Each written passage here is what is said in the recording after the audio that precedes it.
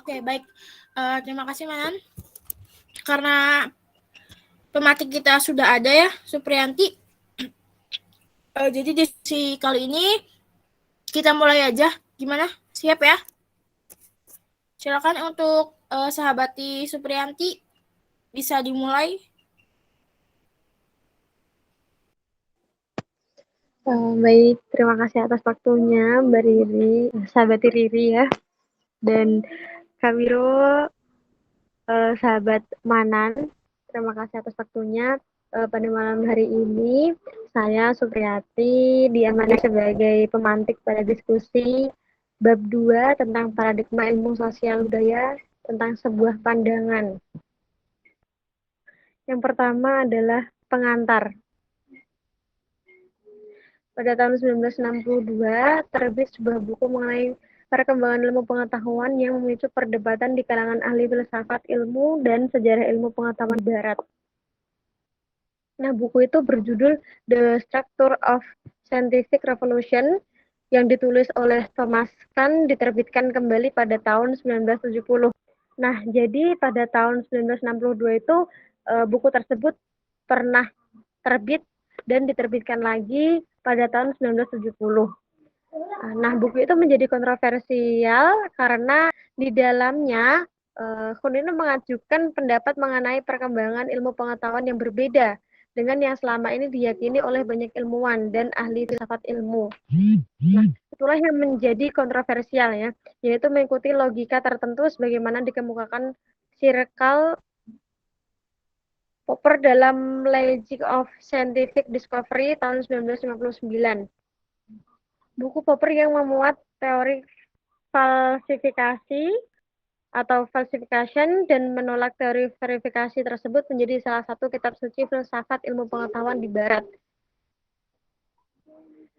Tak mengherankan jika salah satu perdebatan yang populer di barat adalah mengenai proses perkembangan ilmu pengetahuan atau the growth of science.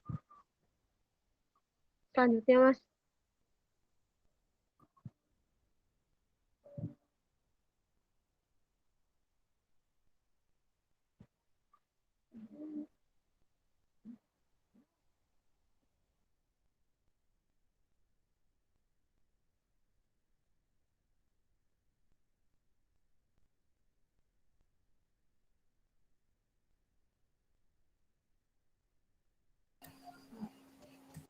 Selanjutnya, Mas.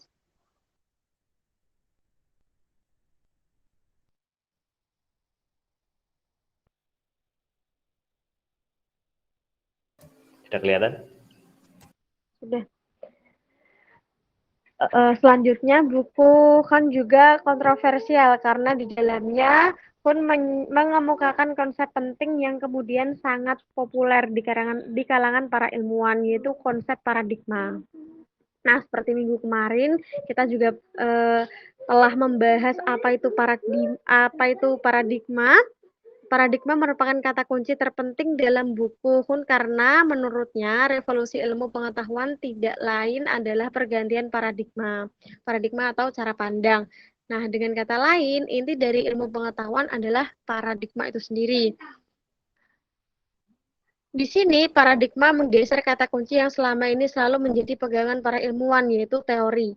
Dalam pandangan Kuhn, perkembangan ilmu pengetahuan bukan hanya perkembangan teori, tetapi perkembangan paradigma. Sayangnya, Kuhn tidak memberikan penjelasan yang cukup baik mengenai konsep paradigma tersebut. Bahkan dia tidak menggunakan secara konsisten dalam tulisannya. Nah, berarti dapat diketahui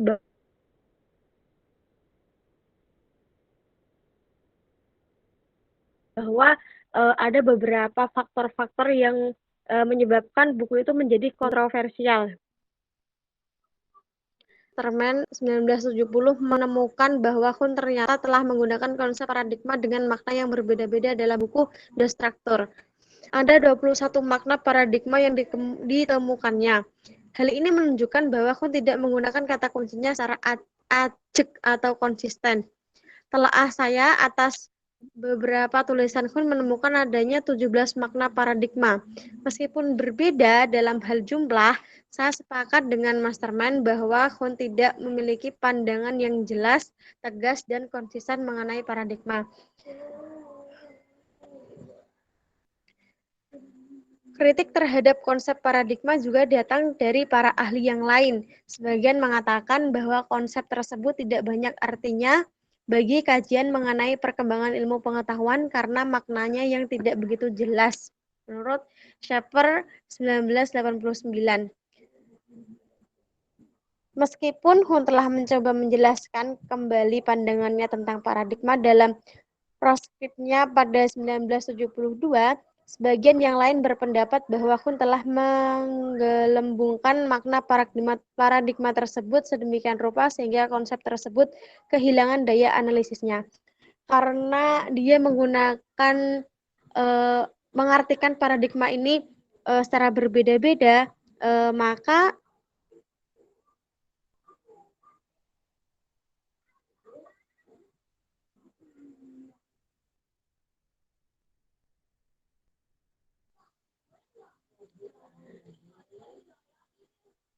sebagian berpendapat bahwa Hun telah menggelembungkan makna paradigma tersebut. Pendapat Hun mengenai revolusi ilmu pengetahuan juga tidak sepenuhnya benar. Menurut Percival 1976, Restivo 1983, Schaeffer 1989, dan Tolmin 1970. Lanjut, Mas. Dalam ilmu sosial, konsep paradigma pernah dikemukakan oleh Robert Merton tahun 1968 dalam paparannya mengenai telaah fungsional dalam ilmu-ilmu sosial. Namun, ide Merton tidak mendapat banyak tanggapan dari ilmuwan lain dan tidak memicu perdebatan di kalangan ilmu sosial. Salah satu penyebabnya, saya kira, adalah Merton tidak membahas konsep tersebut secara mendalam dan memanfaatkannya untuk analisis. Merton lebih banyak menyajikan fungsi paradigma daripada membahas paradigma itu sendiri. Padahal, paradigma juga belum begitu jelas maknanya dalam uraian Merton. Beberapa ilmuwan lain seperti Pottomore 1975, Kaklik 1972, Masterman 1970, dan Kwas 1999 juga pernah membahas paradigma. Tetapi lagi-lagi mereka tidak menjelaskan pandangan mereka sendiri tentang paradigma tersebut dengan memuaskan. Jadi menurut penulis itu paradigma itu belum benar-benar memuaskan gitu loh. Belum menurut para ilmuwan-ilmuwan itu, jadi kan penulis buku ini dia tuh menurut dia para ilmuwan-ilmuwan itu menjelaskan makna paradigma itu belum sepenuhnya clear gitu loh. Nah, berkenaan dengan dua topik perdebatan, pertumbuhan ilmu pengetahuan dan konsep paradigma, tulisan ini membahas topik yang kedua, yaitu mengenai paradigma. Topik inilah yang menurut saya lebih relevan untuk konteks Indonesia berdasarkan 3 alasan. Nah, 3 alasan itu apa saja? Yang pertama, paradigma merupakan elemen yang sangat penting dalam pertumbuhan ilmu pengetahuan. Yang kedua, hingga saat ini belum ada kesepakatan di kalangan ilmuwan Indonesia berkenaan dengan hakikat atau sifat dan ciri dari paradigma itu sendiri. Dan yang ketiga, sangat sedikit untuk tidak mengatakan belum ada perbincangan yang serius mengenai paradigma di kalangan ilmuwan. Kan sebuah konsepsi atau pandangan mengenai paradigma di sini, saya berharap akan muncul perbincangan yang lebih ramai dan serius mengenai paradigma dan memudahkan para ilmuwan mengembangkan paradigma baru dalam bidang masing-masing dengan lebih mudah, lebih sistematis, dan lebih cepat. Itu adalah harapan dari penulisnya. Sebelum paradigma menjadi sebuah konsep yang populer, para ilmuwan sosial budaya telah menggunakan beberapa konsep lain dengan makna yang kurang lebih sama, yaitu teoritis, theoretical framework, kerangka konseptual, conceptual framework, kerangka pemikiran, frame of thinking, orientasi teoritis, theoretical orientation, sudut pandang, perspektif, atau pendekatan, approach. Kini, istilah paradigma sudah mulai banyak digunakan oleh ilmuwan sosial budaya. Meskipun demikian, dalam buku ini istilah-istilah lama tersebut juga tetap akan digunakan dengan makna yang kurang lebih sama dengan paradigma. B. Paradigma, definisi, dan penjelasan. Paradigma didefinisikan sebagai seperangkat konsep yang berhubungan satu sama lain secara logis, membentuk sebuah kerangka pemikiran yang berfungsi untuk memahami, menafsirkan, dan menjelaskan kenyataan dan atau masalah yang dihadapi. Berikut adalah penjelasan frasa-frasa dalam definisi ini. Seperangkat konsep yang berhubungan satu sama lain, secara logis membentuk suatu kerangka pemikiran. Kata seperangkat menunjukkan bahwa paradigma memiliki sejumlah unsur-unsur yang berhubungan satu sama lain.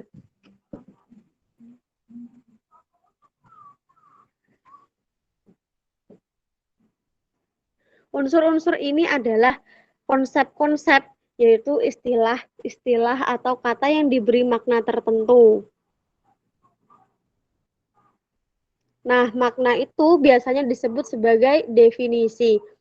Oleh karena itu, sebuah paradigma pada dasarnya juga merupakan kumpulan istilah-istilah dengan definisi tertentu.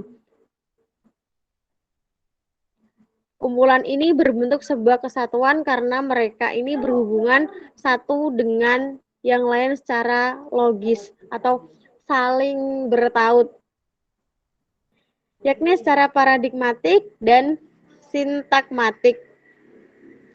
Seperti halnya unsur-unsur dalam bahasa atau wacana, ini berarti relasi antar unsur dalam paradigma berada pada tataran logika, pada tataran pemikiran. Oleh karena itu, kumpulan konsep yang membentuk kerangka itu disebut juga sebagai kerangka pemikiran.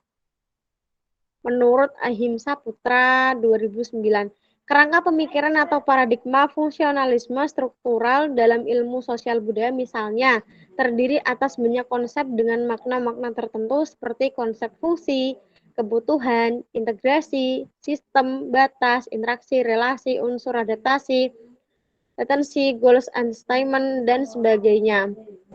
Konsep-konsep ini mempunyai makna-makna tertentu sebagaimana didefinisikan oleh para penganut aliran fungsionalisme struktural.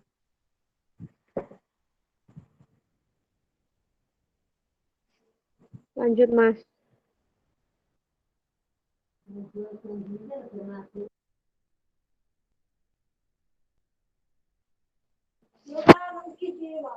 Memang tidak ada kesepakatan 100% di kalangan ilmuwan sosial budaya berkenaan dengan definisi atau makna yang diberikan pada sebuah konsep.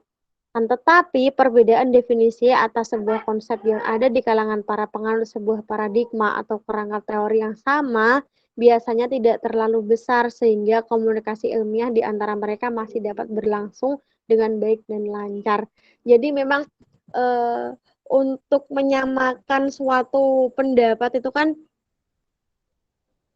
emang nggak bisa ya, tetap ada suatu perbedaan. Nah, ini juga ilmuwan-ilmuwan itu juga tidak 100% memiliki pendapat yang sama gitu.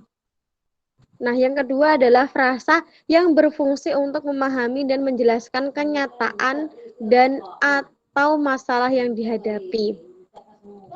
Bahwa dalam pikiran manusia, kerangka pemikiran ini digunakan untuk tujuan tertentu.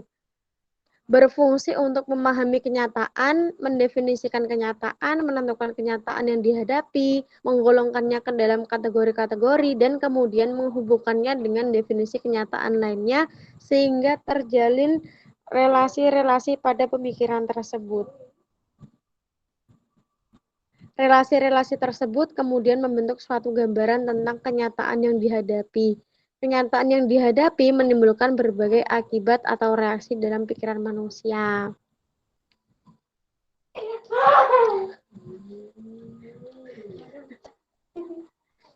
Salah satu di antaranya adalah pertanyaan atau rasa tidak puas karena kenyataan yang dihadapi tidak dapat dipahami dengan menggunakan kerangka pemikiran yang telah ada atau kurang sesuai dengan yang diharapkan. Pertanyaan dan ketidakpuasan ini selanjutnya mendorong manusia untuk menjawab pertanyaan tersebut atau mencari jalan guna mengatasi ketidakpuasan yang ada dalam dirinya. Artinya, paradigma tidak lain ada di kalangan ilmuwan saja. Artinya, paradigma tidak hanya ada di kalangan ilmuwan saja, tetapi juga di kalangan orang awam, di kalangan semua orang, dari semua golongan, lapisan, kelompok, dan semua suku bangsa.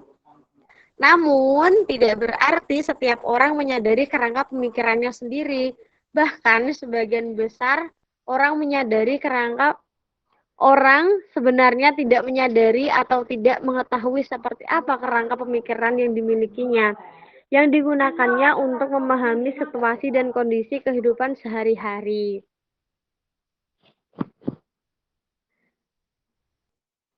Kesadaran ini hanya dapat muncul dari kalangan mereka yang dapat melakukan refleksi atas apa yang mereka pikirkan sendiri, yang mengetahui dan dapat menggunakan metode dan prosedur yang harus digunakan dalam proses refleksi tersebut.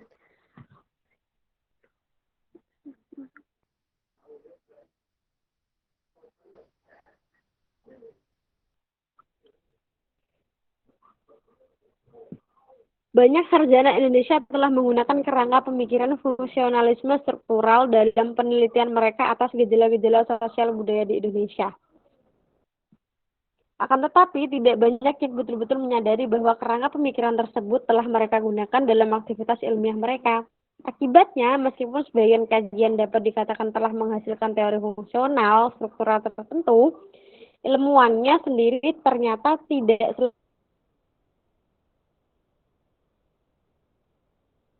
selalu mampu membuatnya eksplisit menjadi sebuah teori fungsional struktural mengenai gejala sosial budaya tertentu. Tidak mengherankan jika ilmuwan kita terasa kurang memberikan sumbangan teoretis pada wacana keilmuan yang telah berkembang baru. Pendefinisian konsep paradigma dan penjelasannya saja belum cukup karena dalam konsepsi paradigma tersebut terdapat berbagai macam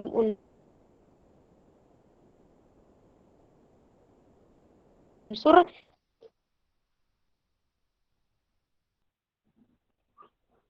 yang masih perlu dijelaskan lagi.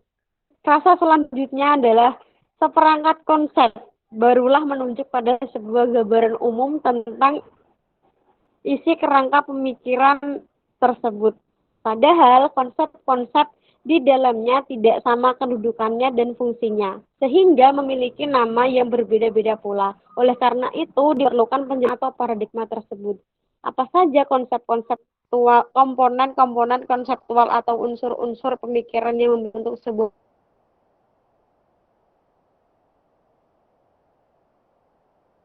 paradigma dalam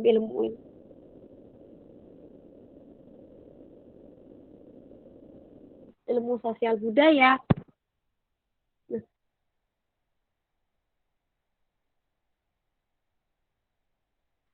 Poin B sudah selesai. Halo. Monggo jika ada yang ingin memberikan pendapat. Oke, Supriyati minum dulu.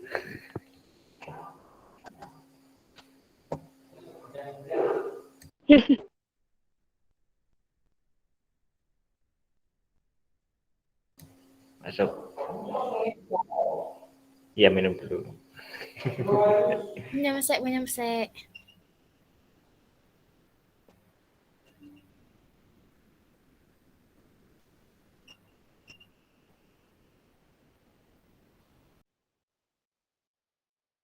Gimana, Riri?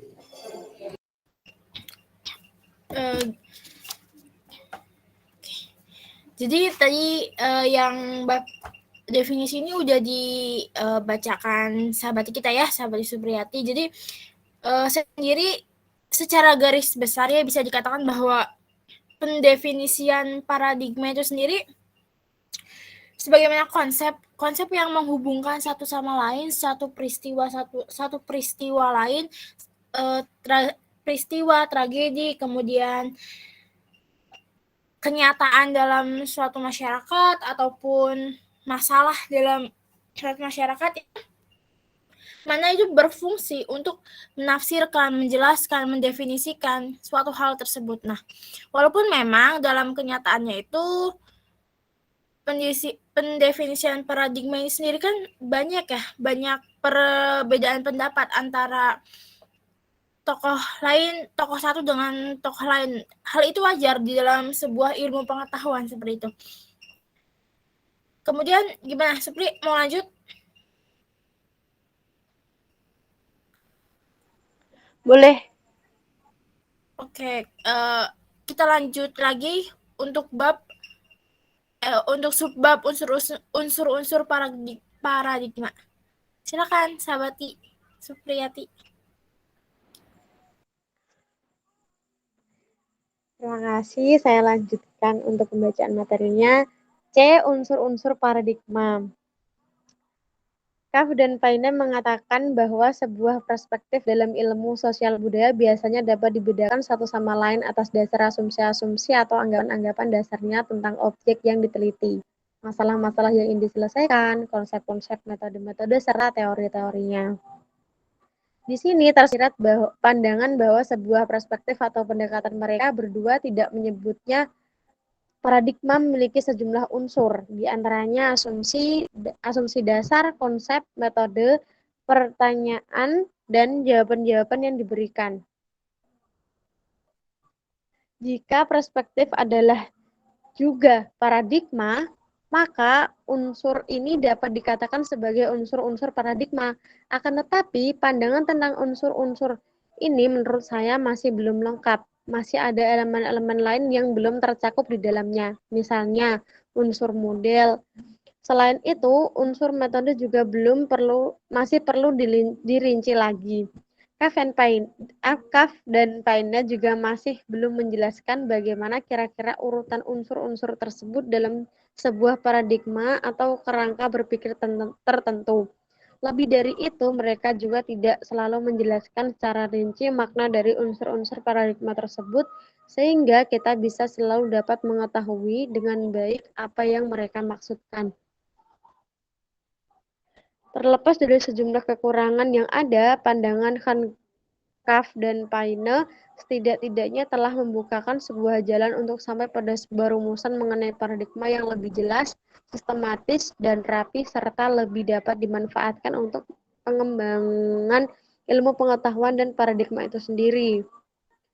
Mengikuti jalan pikiran yang telah mereka buka, penulis berpendapat bahwa sebuah kerangka pemikiran paradigma dalam ilmu sosial budaya terdiri dari sejumlah unsur pokok yang saling berhubungan secara logis. Unsur-unsur itu apa saja? Yang pertama, asumsi-asumsi dasar, nilai-nilai, masalah-masalah yang diteliti, model, konsep-konsep, metode penelitian, metode analisis, hasil analisis atau teori, dan representasi.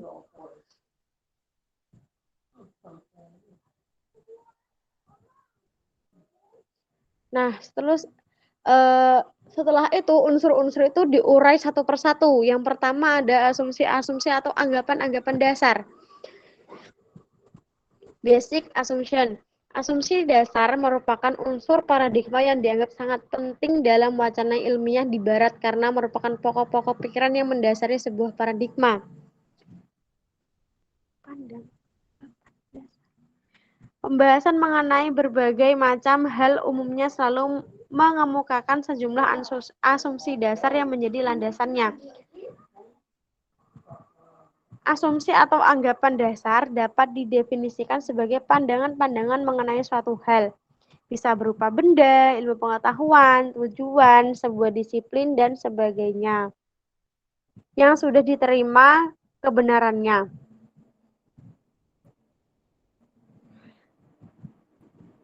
Pandangan ini tidak dipertanyakan lagi dan merupakan dasar bagi upaya memahami dan menjawab satu persoalan.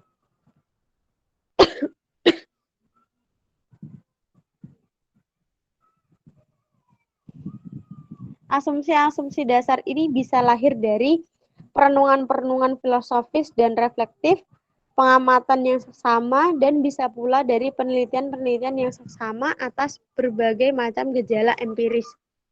Jika asumsi ini berasal dari pandangan filosofis dan reflektif, pandangan ini biasanya mirip dengan ideologi si ilmuwan, dan ini tentu saja bersifat subjektif. Oleh karena itu, kini muncul pendapat yang mengatakan bahwa tidak ada objektivitas dalam ilmu sosial budaya.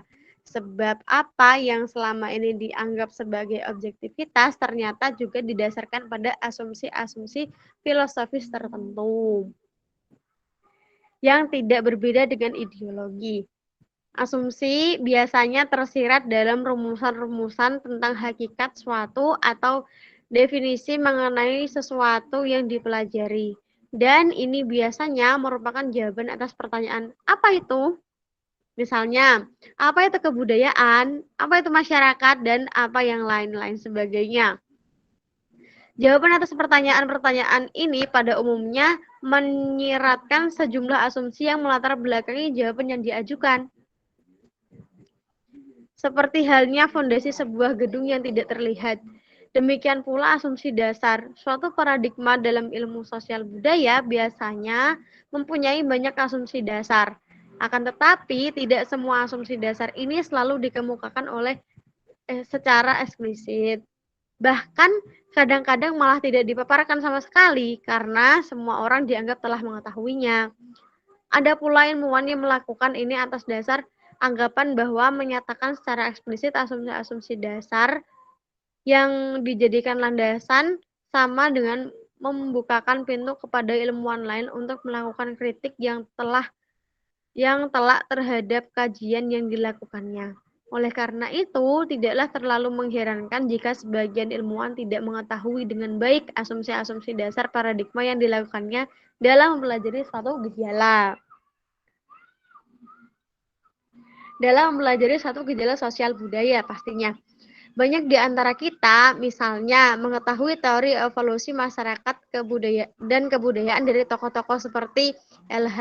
Morgan, H. Spencer, E.W. Taylor, dan lain sebagainya. Namun, tidak banyak mungkin yang mengetahui asumsi-asumsi dasar di balik berbagai macam teori-teori evolusi mereka.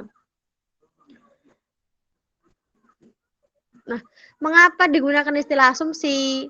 Bukan dalil atau hukum, jika memang kebenarannya sudah diterima. Istilah asumsi digunakan karena tidak semua orang dapat dipastikan bersedia menerimanya. Orang lain malah bisa sangat tidak setuju atau sangat mempertanyakan kebenaran tersebut. Jadi, kebenaran di situ dianggap relatif. Diskusi yang lebih eksplisit tentang asumsi dasar biasanya sudah berada pada tataran yang berbeda dengan diskusi tentang teori-teori yang dihasilkan oleh kajian-kajian yang didasarkan pada asumsi-asumsi tersebut. Dalam paradigma ilmu sosial budaya, asumsi dasar ini dari manusia, gejala sosial budaya, ilmu pengetahuan, ilmu sosial budaya, dan salah satu cabang ilmu sosial budaya bisa antropologi, arkeologi, ilmu bahasa, sastra, politik, sosiologi, dan sebagainya. Asumsi-asumsi dasar mengenai hakikat dari ini semua merupakan pandangan filosofis yang sebagian berasal dari para pemikir atau filsuf dan sebagian lagi dari para ilmuwan sosial budaya. Oke. Apa yang sudah dipahami mengenai asumsi dasar itu ya? Oke. Gantian ya? Oke. Ya, Supriyati minum dulu. Sudah minum, Mas. Ya, nanti gantian lagi ya. Istirahat dulu.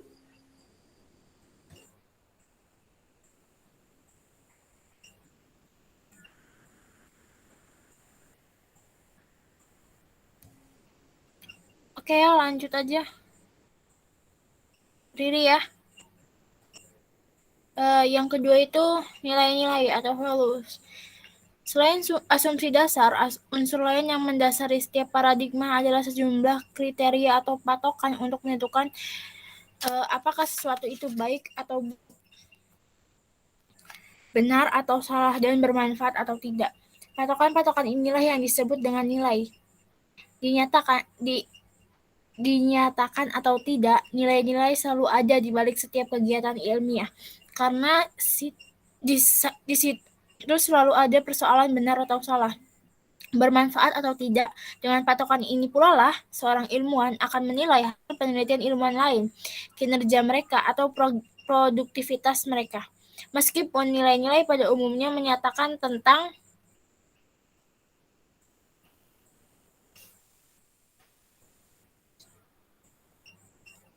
hal-hal yang baik atau yang seharusnya.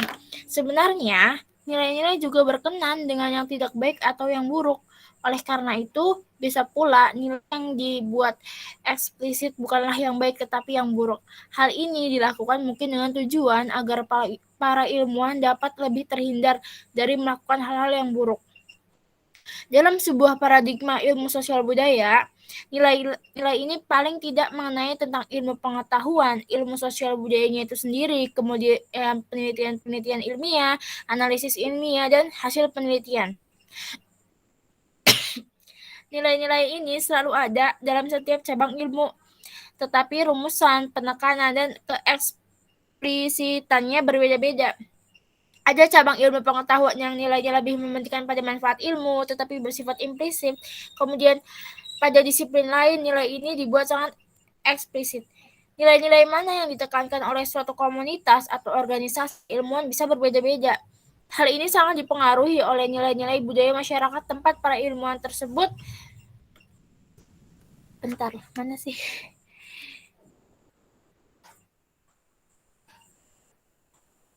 Hilang. Ini nih. Hal ini sangat dipengaruhi oleh nilai-nilai budaya masyarakat tempat para ilmuwan tersebut menjalankan aktivitas keilmuan mereka. Dipengaruhi masyarakat setempat.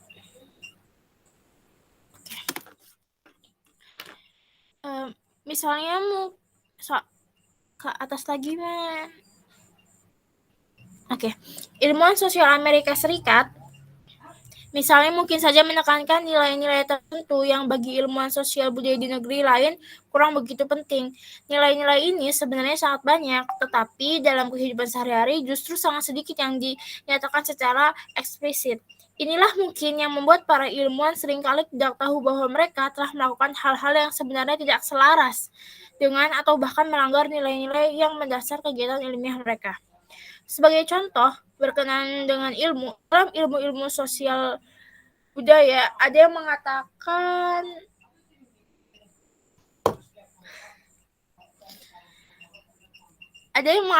ilmu sosial budaya yang baik adalah yang dapat membuat masyarakat atau budayanya lebih baik keadaannya dari waktu ke waktu. Atau ilmu sosial budaya yang baik adalah yang dapat memperluas wawasan kemanusiaan warga masyarakat pada umumnya. Atau ilmu sosial budaya yang baik adalah yang dapat membuat warga masyarakat memahami dan menghargai kebudayaan, serta berani bersikap terbuka terhadap budaya lain, dan sebagainya. Contoh nilai yang buruk adalah nilai sosial budaya yang memungkinkan pihak tertentu menindas pihak yang lain yang lebih lemah gitu, atau ilmu sosial budaya yang membuat pihak tertentu merasa lebih baik daripada yang lain atau sebagainya. Contoh tersebut cukup kiranya untuk memberikan gambaran tentang seperti apa nilai-nilai tersebut. Walaupun kita sudah mengikutinya, mungkin kita tidak pernah benar tidaknya atau penting tidaknya nilai tersebut sebagai dasar bagi aktivitas ilmiah yang kita lakukan. Kita mungkin juga tidak pernah memikirkan perlu nilai-nilai tersebut dinyatakan secara eksplisit.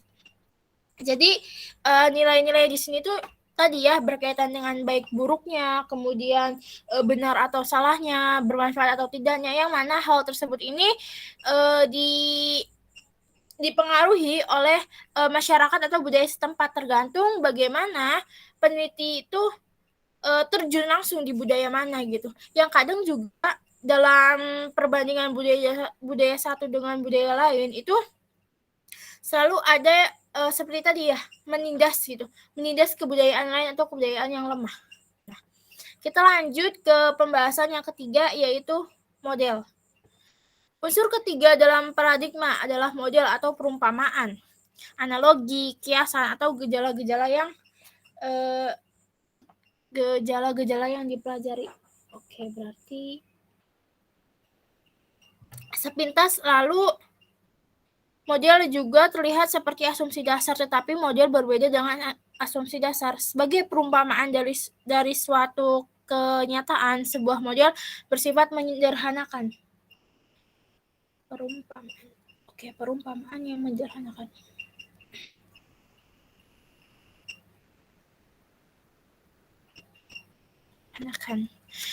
Artinya, tidak semua aspek, sifat, atau unsur dari kenyataan dapat tampil dalam sebuah model.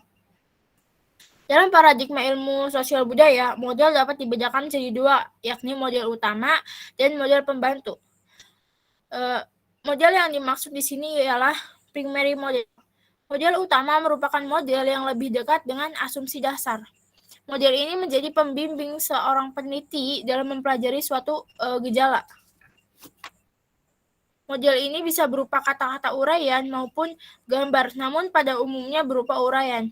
Berbeda halnya dengan model pembantu yang umumnya berupa gambar dan bisa digunakan untuk memudahkan seorang ilmuwan menjelaskan hasil analisis atau teorinya. Model ini bisa berupa diagram, skema, bagan, atau sebuah gambar yang akan membuat orang lebih mudah mengerti apa yang dijelaskan oleh seorang peneliti tersebut.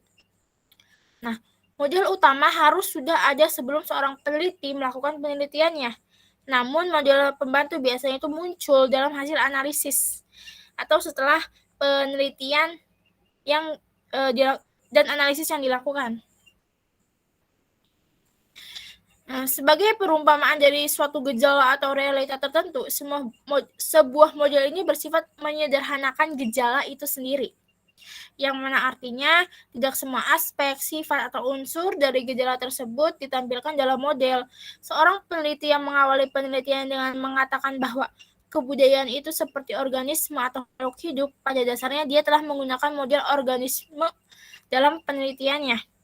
Apakah kebudayaan itu organisme? Tentu saja bukan. Akan tetapi, orang boleh saja mengumpamakan seperti organisme, karena memang ada kenyataan-kenyataan yang mendukung pemodelan seperti itu.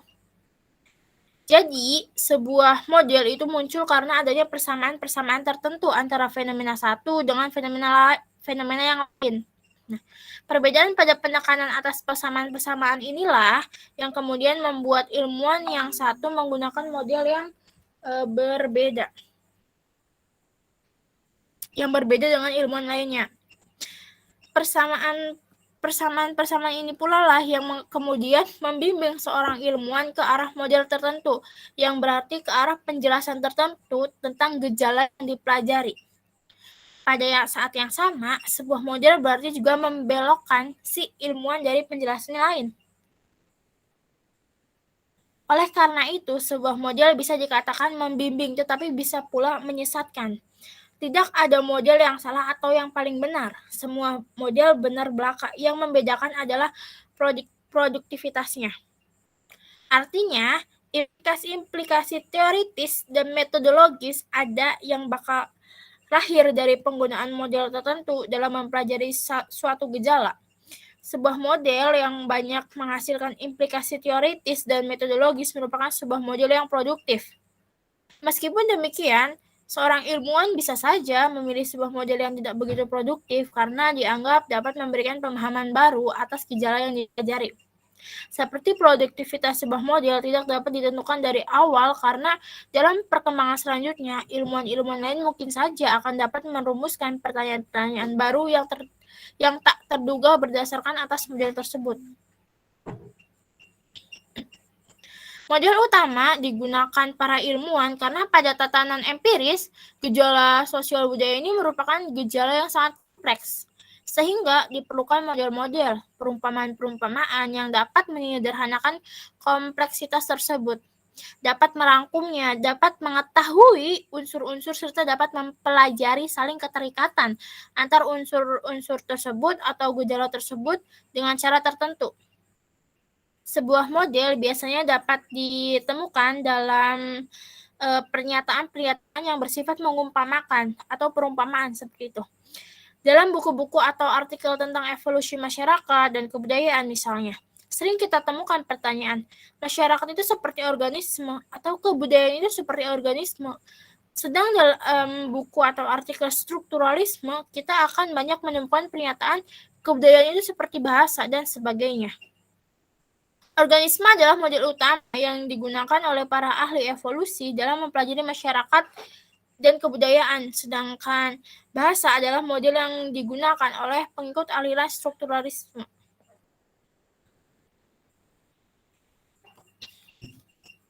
Jadi model yang dilakukan dalam kajian sebuah penelitian sosial dan budaya itu tergantungnya bagaimana penelitian itu melihat kebudayaan itu seperti apa, seperti itu. Secara garis besar ya. Kemudian masalah yang diteliti. Research question. Ada bentar minum dulu.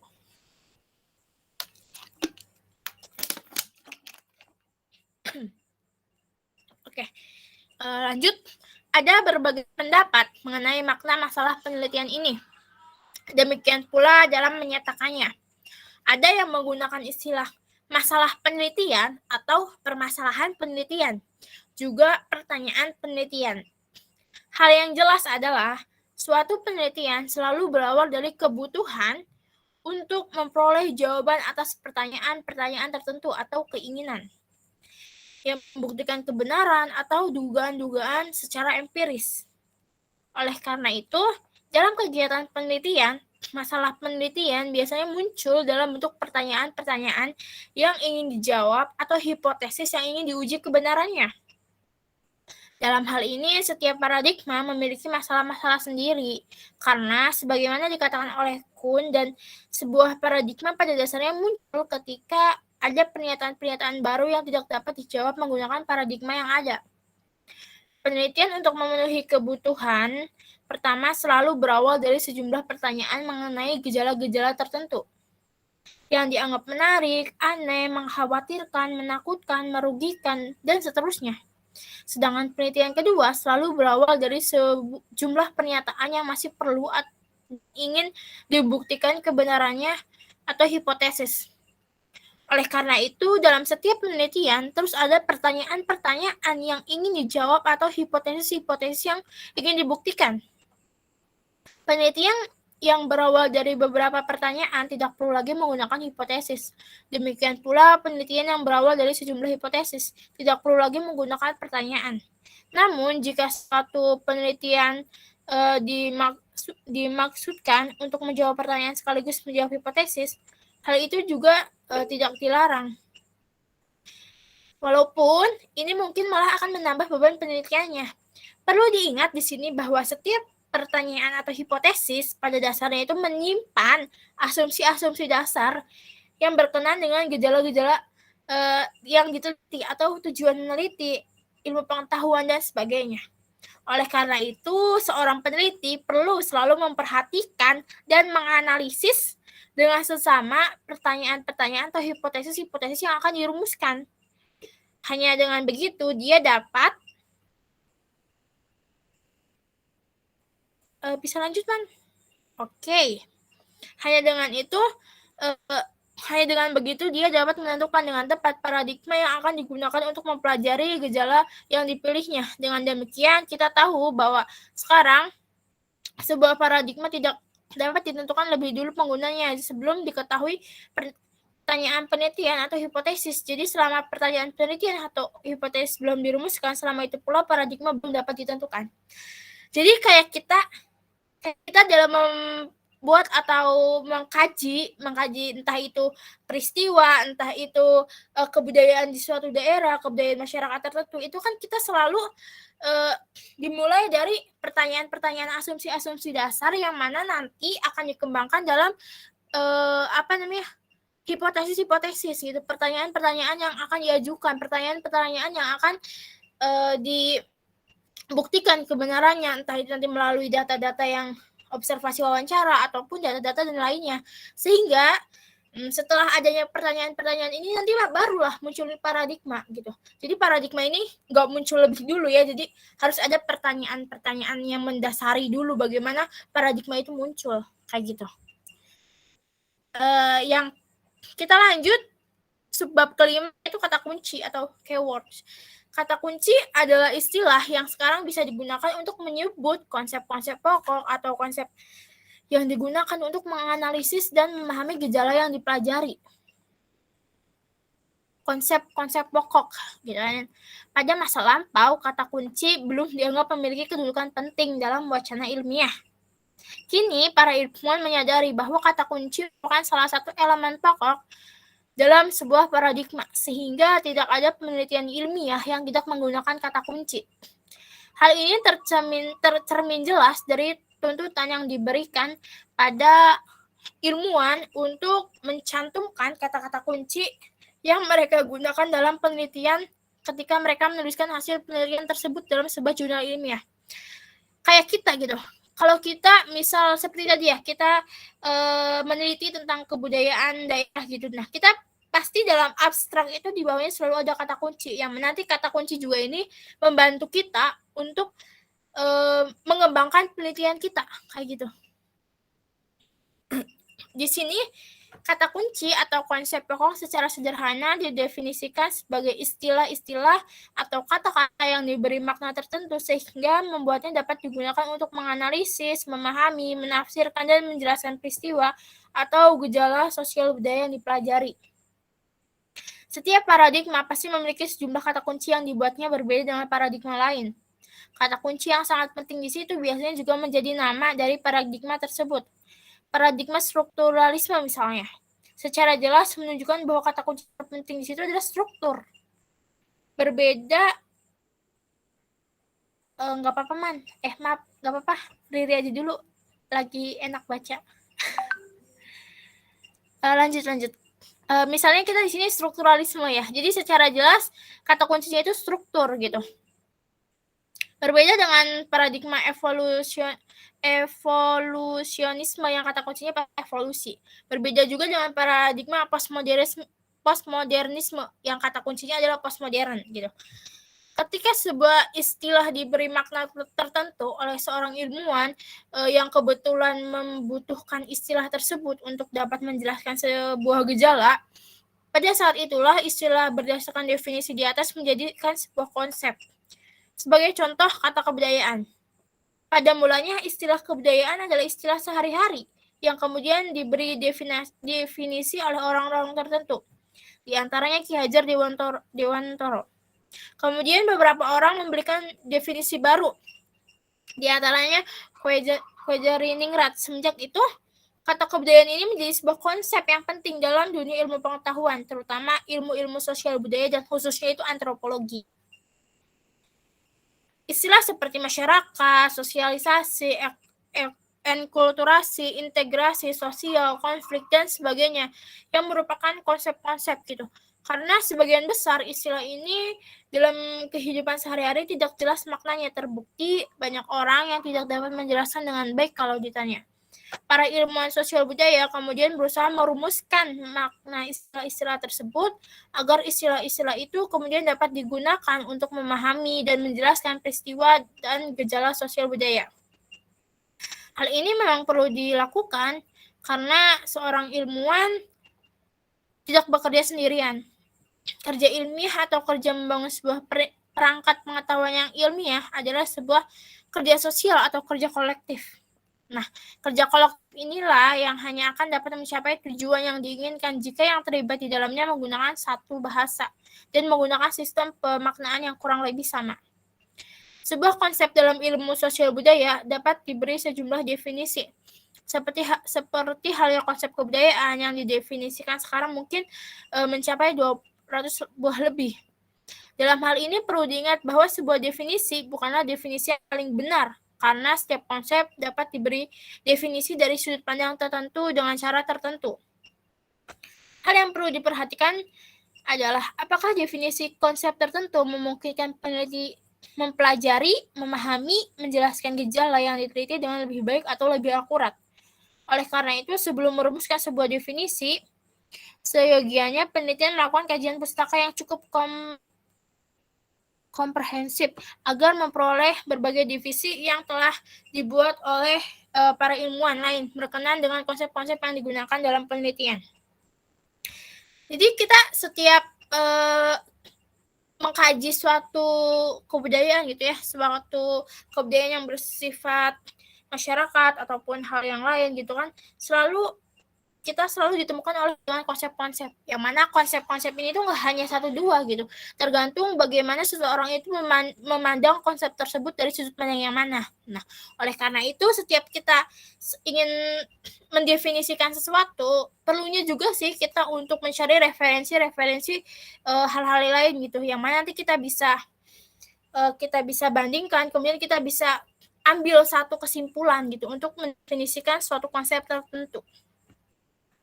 Nah, jika dari kajian pustaka inilah kemudian diketahui bahwa definisi konsep yang ada ternyata tidak satupun yang dianggap sesuai. Peneliti dapat membuat definisi sendiri yang lebih sesuai. Jadi kayak tadi, kita nih jika ingin mencari definisi itu adanya carilah referensi lain, kemudian kita baca referensi tersebut dan kita jadikan satu kesimpulan, yang mana nanti kesimpulan tersebut definisi hasil dari kita sendiri, kayak gitu teman-teman. Terus nah, sebelum pendefinisian ini dilakukan, ada baiknya juga peneliti mengemukakan berbagai kritik dan atas definisi yang ada, yang membuat tidak menggunakan definisi tersebut. Jadi kita juga ya dalam mencari definisi itu kita tetap harus menginterpretasikannya, kita harus tetap mengkritiknya juga gitu. Apakah definisi ini sesuai dengan yang kita butuhkan atau tidak. Kemudian yang keenam, metode penelitian. Methods of research. Metode penelitian atau pengumpulan data ini merupakan elemen yang harus ada setiap paradigma gitu. Berkenaan dengan ini, para ilmuwan sosial budaya seringkali membedakan metode penelitian jadi dua. Ada metode penelitian kuantitatif dan ada metode penelitian kualitatif. Yang sayangnya ketika mereka ditanya, di mana letak kualitatifnya, di mana letak kuantitatifnya sebagai sebuah metode, gitu, mereka umumnya tidak dapat menjawab. Selain itu, banyak juga ilmuwan sosial budaya yang hanya mengetahui satu jenis metode saja, yaitu kuantitatif. Sehingga sebuah masalah selalu diteliti dengan metode yang sama gitu. Padahal mestinya tidak demikian. Lebih dari itu, karena tidak mengetahui jenis metode penelitian yang lain, metode penelitian itulah yang kemudian dianggap sebagai satu-satunya metode penelitian yang ilmiah dan paling benar. Malangnya lagi, metode penelitian yang dianggap sebagai sebuah paling benar ini pun ternyata tidak selalu dikuasai dengan baik. Gitu. Jadi mungkin ya kebanyakan dalam meneliti sesuatu itu selalu menggunakan metode kuantitatif seperti yang dijelaskan di sini. Tapi sebenarnya baik metode kuantitatif maupun metode kualitatif gitu, kalau kita menguasainya dengan baik, maka dalam sebuah kajian itu kita akan menghasilkan suatu kajian yang baik ya, maksudnya yang ilmiah juga. Teman-teman di sini kan pasti sudah mengetahui ya gimana penelitian kuantitatif itu gimana, kualitatif itu bagaimana gitu. Nah, untuk menghindari kesimpang siuran ini, wacana tentang metode di sini perlu disepakati terlebih dahulu oleh beberapa hal. Pertama, kata penelitian di sini harus diartikan sebagai proses pengumpulan data.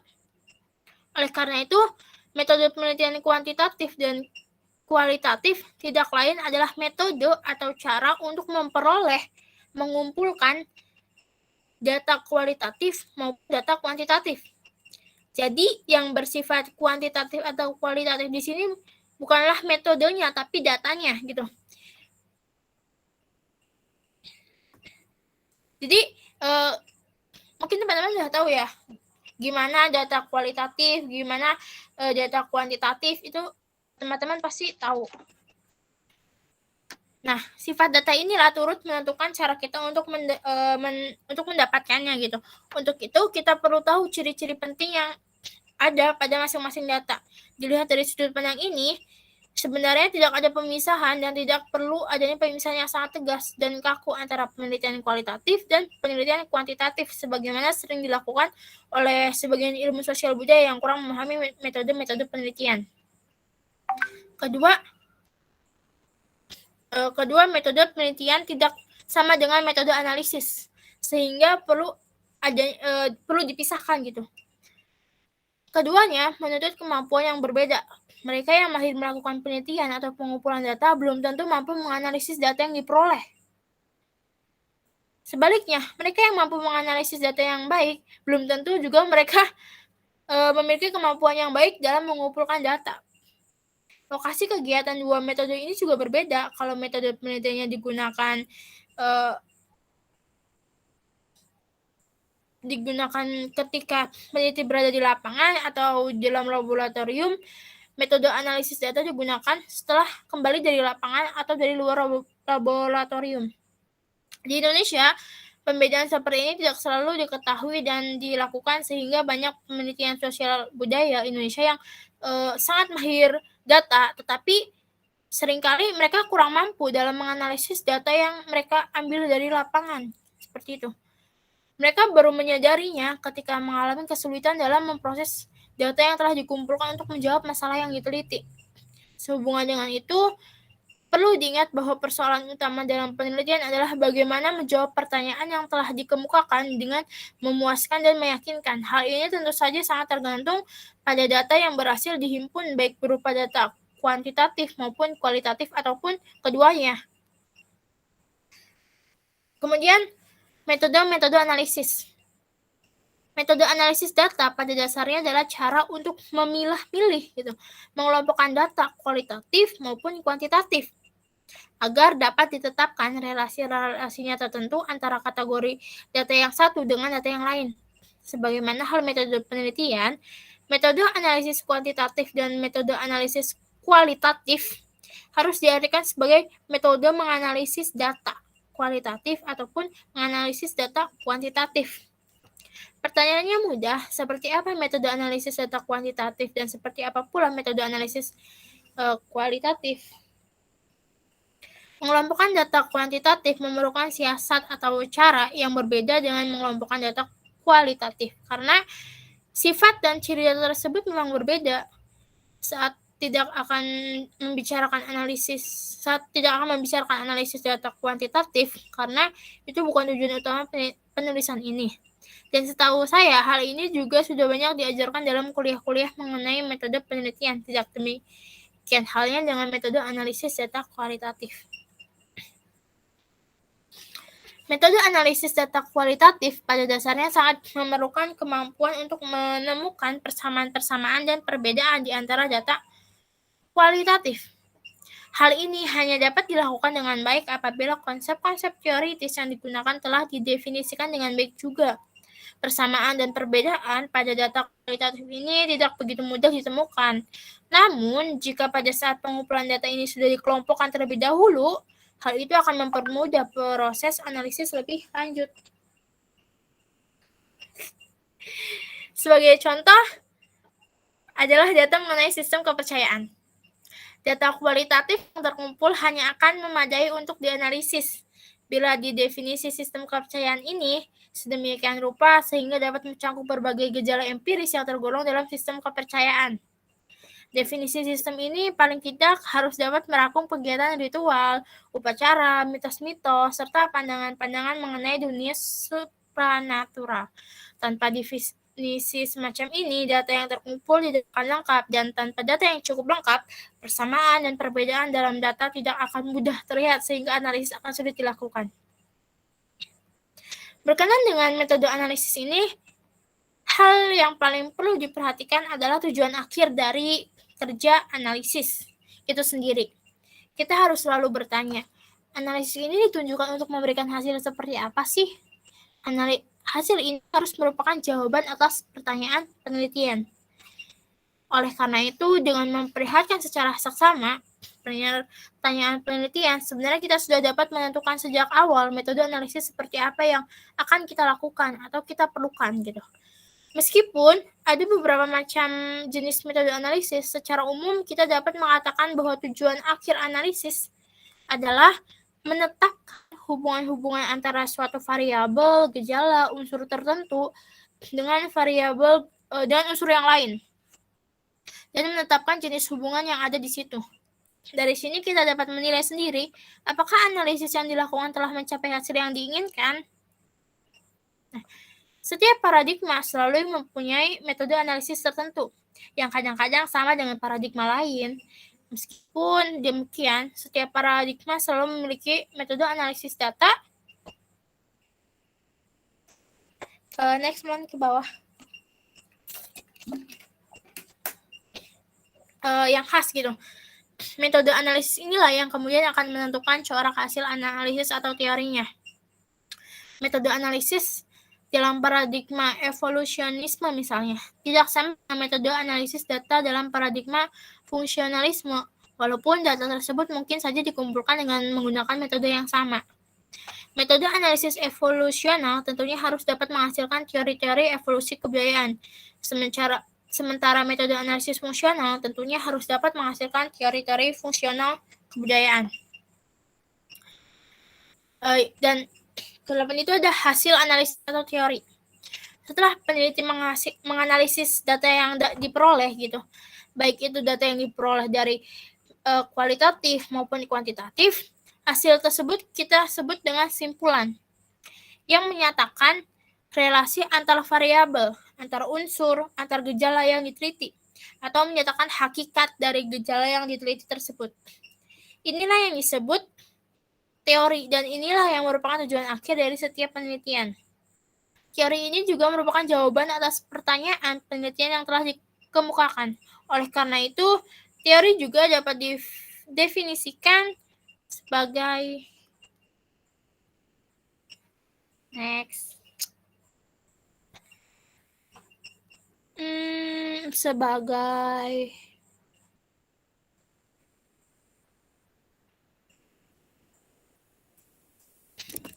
sebagai pernyataan mengenai hakikat suatu gejala yang diteliti atau mengenai hubungan antara variabel atau antar gejala yang diteliti yang sudah terbukti kebenarannya. Kalaupun cakupan penelitian kita luas, data yang kita analisis berasal dari banyak masyarakat dan kebudayaan, dan teori yang kita kemukakan dapat memberikan penjelasan secara umum, universal, melampaui batas-batas ruang dan waktu, maka hal itu akan disebut dengan teori besar, grand theory. Kalau teori tersebut hanya ditujukan untuk menjelaskan gejala-gejala tertentu yang agak umum, namun tidak mencangkup universal, sehingga lebih cepat disebut dengan teori kebudayaan atau teori menengah, middle range theory. Jika teori tersebut hanya berlaku untuk gejala-gejala yang terjadi dalam masyarakat dan kebudayaan yang diteliti, teori ini lebih tepat disebut teori kecil, small theory. Di sini pernyataan tentang hubungan antar variabel tersebut lebih kecil atau lebih terbatas cangkupannya. Jadi tergantung bagaimana kita meneliti suatu kebudayaan gitu. Jika kebudayaan itu luas, maka cangkupannya ya berarti grand theory. Kemudian ada kebudayaan kita yang agak umum dan yang cangkupannya kecil. Jadi tergantung bagaimana kita meneliti gejala-gejala kebudayaan yang mana. Bisa next. Nah, jadi setiap penelitian yang dilakukan dengan baik dan benar, pada dasarnya pasti akan menghasilkan satu atau beberapa teori. Sebuah tesis master yang dihasilkan dari sebuah penelitian yang dikerjakan secara baik dan benar juga akan dapat menghasilkan teori tertentu. Hanya saja cakupan teori tersebut mungkin relatif kecil dibanding cakupan teori yang ada dalam sebuah disertasi. Misalnya teori ini bisa merupakan teori baru yang berbeda dengan teori lama, atau bisa merupakan teori baru yang membantah atau meruntuhkan teori lama. Kemudian bisa pula teori baru yang mendukung atau memperkuat teori lama. Hal ini bisa berarti 3 hal. Pertama, data yang dianalisis mengandung beberapa kesalahan mendasar. Kedua, metode atau arah analisis tidak benar. Ketiga, analisis tidak cukup mendalam, dan hal ini mungkin juga disebabkan oleh kurangnya data yang diperoleh. Jadi, kalau kita menganalisis atau mengaji suatu kebudayaan dengan mengacu pada teori lama dan menghasilkan teori baru, itu bisa teori baru ini memperkuat teori lama, atau teori baru ini malah meruntuhkan gitu atau mengkritik teori lama tersebut. Dalam ilmu sosial budaya seperti antropologi budaya, teori-teori yang dihasilkan tidak cukup jika hanya dipaparkan dalam bentuk kalimat-kalimat pendek yang menyatakan relasi antar variabel, sebagaimana halnya dalam ilmu ekonomi atau ilmu-ilmu alam. Untuk dapat meyakinkan publik yang lebih luas, teori-teori ini biasanya disajikan dalam suatu kesatuan dengan deskripsi mengenai kebudayaan atau masyarakat yang diteliti, yakni dengan etnografi atau representasinya. Kemudian representation, ethnography, and historiography. Representasi merupakan tulisan ilmiah yang dihasilkan oleh seorang peneliti setelah melakukan penelitian atas satu atau lebih gejala dengan menggunakan paradigma tertentu. Dalam dunia keilmuan, representasi ini berupa laporan penelitian, makalah seminar, artikel jurnal ilmiah, ataupun buku. Representasi ini merupakan bukti yang paling konkret dari seorang ilmuwan bahwa dia telah melakukan penelitian. Seorang peneliti yang telah melakukan penelitian bertahun-tahun mengenai suatu masalah tidak akan diketahui atau dipercaya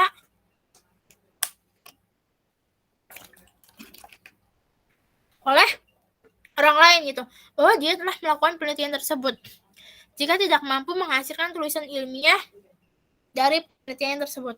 Sebaliknya, seorang peneliti yang hanya beberapa minggu melakukan penelitian tetapi dapat menuliskan hasil penelitian itu dan menerbitkannya dalam jurnal ilmiah, dengan sendirinya akan dipercaya telah melakukan penelitian tersebut. Bahkan mungkin orang lain akan mengira telah melakukan penelitian selama berbulan-bulan atau beberapa tahun. Representasi yang berisi teori juga menunjukkan bahwa penelitian telah siap diuji oleh khalayak yang lebih luas berkenan dengan teori yang dipaparkannya di situ. Mana sih? Oh ya, dia telah siap menjelaskan pendapat-pendapatnya pada ilmuwan lain. Bahkan seorang ilmuwan yang baik akan selalu menerbitkan hasil-hasil penelitiannya untuk mendapatkan tanggapan kritis dari ilmuwan lain yang kemudian akan memungkinkan memperbaiki atau memperjelas teori-teori yang ada atau teori-teori yang dikemukakan. Etnografi adalah istilah yang biasa digunakan dalam antropologi untuk menyebut representasi tersebut. Para sejarawan menyebutnya historiografi. Para ahli arkeologi menyebutnya paleoetnografi. Mana sih? Jangan di wait.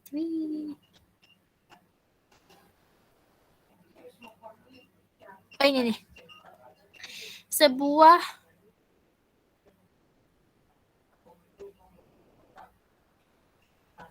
ke bawah enggak sih?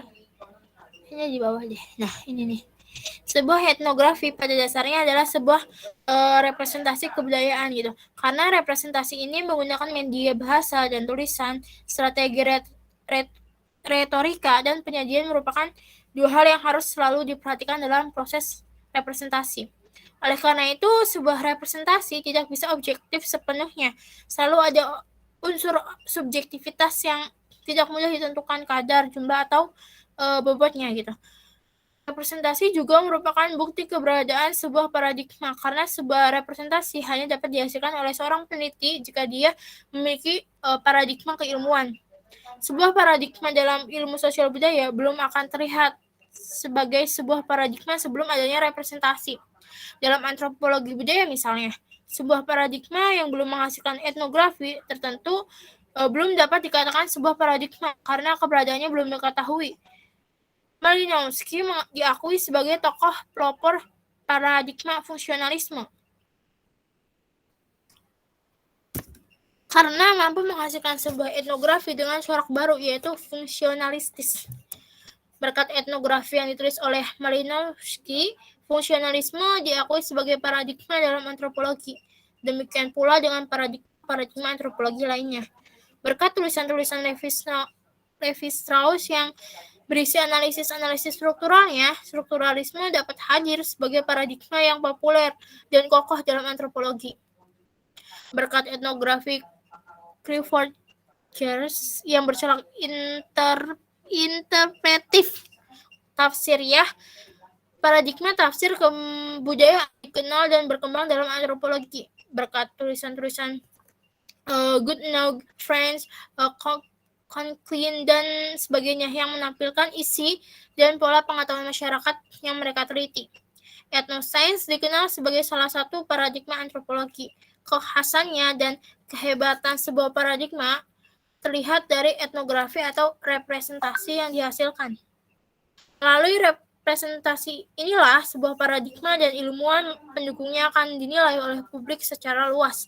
Dalam antropologi masa kini, etnografi merupakan sebuah arena untuk menyajikan suatu kebudayaan sekaligus juga arena untuk merespon, mengcounter, dan melakukan kritik kebudayaan.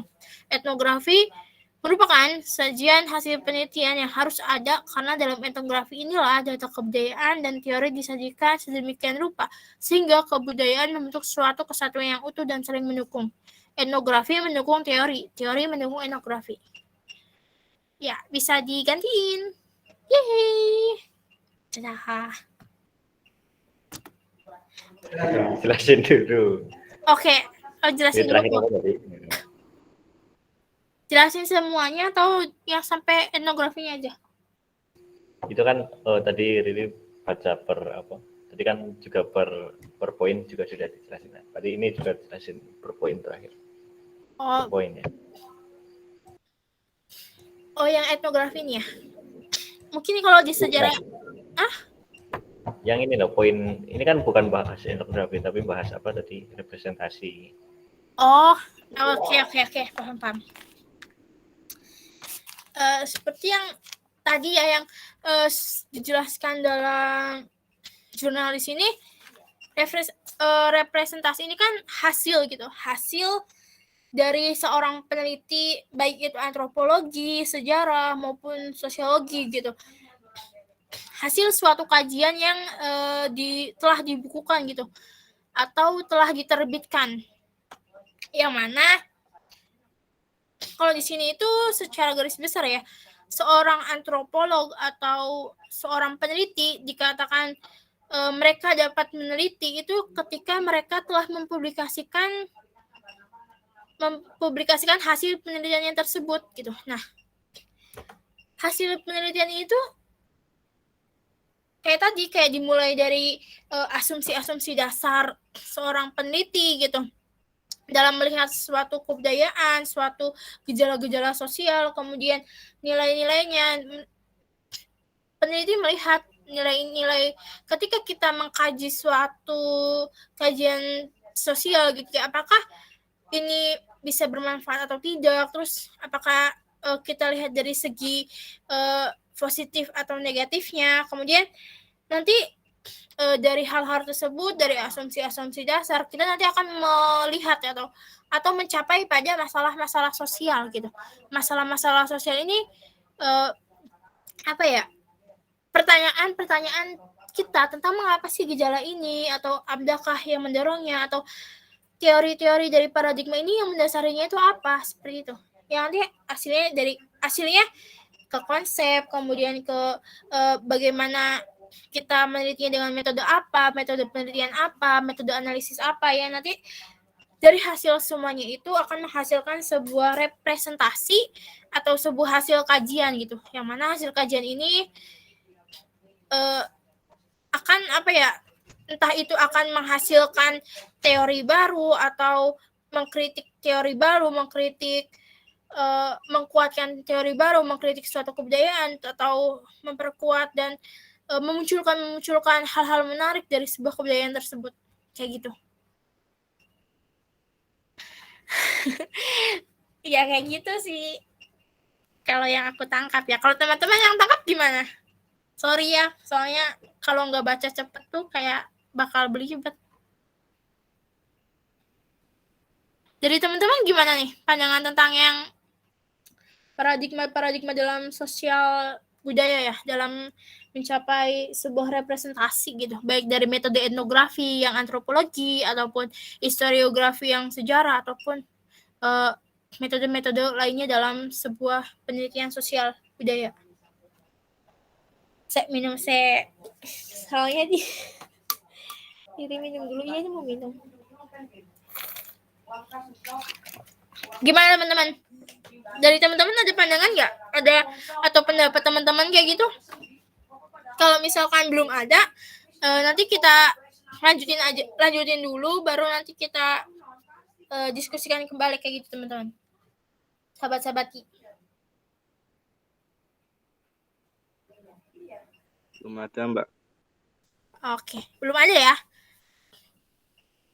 Kalau gitu kita lanjutin aja ya ke ini, kita lanjutin ke Nadifa atau kembali ke Riri lagi atau bagaimana nih Anan? Apa ada? Biarkan dia. Kalau enggak ke Riri lagi, oke. Okay. Saya sampai mana tuh? Oh, aku ya nggak wis. Nadifa juga ini besok ya. Barangkali ntar minggu depan mau ngisi, nggak mau karena ini udah baca.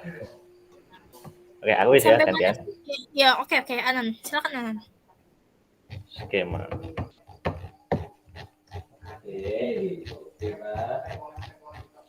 Suaranya jelas nggak? Jelas Nan, aman. Oke. Berikutnya yaitu D, skema paradigma. Atas dasar uraian di atas, kita dapat menggambarkan urutan atau jenjang unsur-unsur paradigma seperti berikut. Lihat gambar 2.1. Skema ini disusun dengan anggapan bahwa dalam sebuah paradigma, unsur asumsi dasar merupakan dasar dari unsur-unsur yang lain. Unsur ini ada sebelum unsur-unsur lain. Oleh karena itu, asumsi dasar ditempatkan di bagian paling bawah. Representasi merupakan unsur yang terakhir muncul dalam sebuah paradigma sehingga unsur ini ditempatkan paling atas. Asumsi dasar juga merupakan unsur-unsur paradigma yang paling tersembunyi dan paling implisit sehingga biasanya juga paling tidak disadari. Demikian juga dengan nilai-nilai. Akan tetapi, nilai-nilai ini biasanya lebih disadari daripada asumsi dasar. Seorang ilmuwan yang baik akan selalu tahu dan sadar tentang nilai-nilai keilmuan yang harus diikuti dalam setiap kegiatan ilmiah. Ilmuwan atau peneliti pada umumnya juga mengetahui nilai-nilai universal yang ada dalam kegiatan ilmiah. Model merupakan unsur paradigma yang sudah lebih jelas dibanding asumsi-asumsi dasar. Meskipun tingkat keabstrakan dan keimplisitannya seringkali sama dengan asumsi dasar, unsur model ini lebih sederhana. Model yang digunakan umumnya merupakan implikasi lebih lanjut dari asumsi dasar yang dianut. Oleh karena itu, model ditempatkan di atas atau setelah asumsi dasar. Ini gambar skema bagaimana paradigma itu digunakan ya. Berasal dari asumsi dasar yang berdampingan dengan nilai, kemudian ada model sampai dengan pada representasi. Dan nanti bisa dilihat lagi ya. Kemudian masalah-masalah yang ingin diteliti yang dinyatakan dalam bentuk pertanyaan atau hipotesis merupakan unsur yang harus eksplisit sehingga ditempatkan di atas garis pemisah antara unsur-unsur yang bisa implisit dengan unsur-unsur yang harus eksplisit. Masalah-masalah penelitian juga merupakan implikasi dari asumsi dan model yang dianut, walaupun hal ini tidak selamanya disadari oleh para peneliti. Konsep-konsep pokok juga merupakan unsur paradigma yang konkret dan eksplisit karena dalam setiap penelitian, makna konsep-konsep ini sudah harus dipaparkan dengan jelas. Seperti halnya masalah penelitian, konsep-konsep ini sudah bersifat eksplisit, disadari, diketahui, walaupun tidak selalu dimengerti dengan baik segala implikasi metodologisnya oleh para peneliti.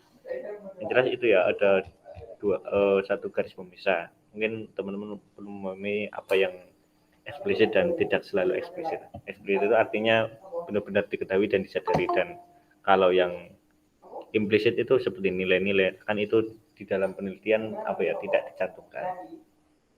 Gitu.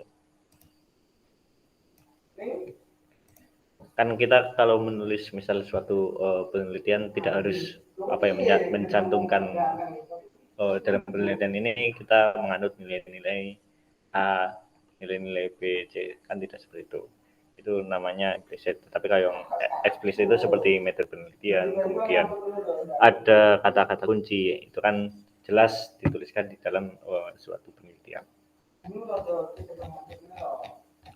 Kemudian kita bahas memasuki pada metode penelitian, dan metode analisis merupakan tahap-tahap perwujudan dari asumsi dasar. model dan konsep dalam sebuah kegiatan penelitian. Pelaksanaan atau penerapan metode-metode ini didasarkan pada apa yang ada dalam asumsi dasar, model, dan konsep. Dengan kata lain, metode-metode ini merupakan tahap pelaksanaan penelitian yang dibimbing oleh unsur-unsur paradigma yang sudah ada sebelumnya. Penelitian dengan menggunakan konsep-konsep tertentu akan memerlukan metode yang berbeda dengan penelitian yang menggunakan konsep-konsep yang lain. Hasil analisis merupakan unsur yang muncul setelah dilakukannya analisis atas data yang telah dikumpulkan dengan menggunakan metode tertentu. Hasil analisis ini juga harus dinyatakan secara eksplisit, tegas, dan jelas. Jika tidak tegas dan jelas, maka penelitian yang telah dilakukan akan dinilai kurang berhasil. Hasil analisis inilah yang biasa disebut teori. Representasi merupakan elemen terakhir dari sebuah paradigma dan disinilah sebuah paradigma akan dinilai keberhasilannya dalam menjawab persoalan-persoalan tertentu. Sebagai hasil akhir, representasi ini sedikit banyak mencerminkan keseluruhan elemen yang ada dalam sebuah paradigma. Oleh karena itu, dalam skema di atas, semua ujung panah akhirnya mengarah pada unsur representasi ini. Pertama, skema paradigma, samakah dengan prosedur penelitian? Akan menjawab apakah paradigma itu sama dengan prosedur penelitian. Nah, salah satu pertanyaan yang sering muncul terhadap skema dan paparan di atas adalah apakah paradigma juga merupakan sebuah prosedur penelitian.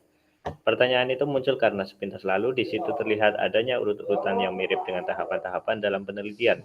Jawabnya adalah bukan. Paradigma adalah kerangka pemikiran yang mendasari sekaligus mewujud dalam sebuah penelitian yang dilakukan dengan baik dan benar.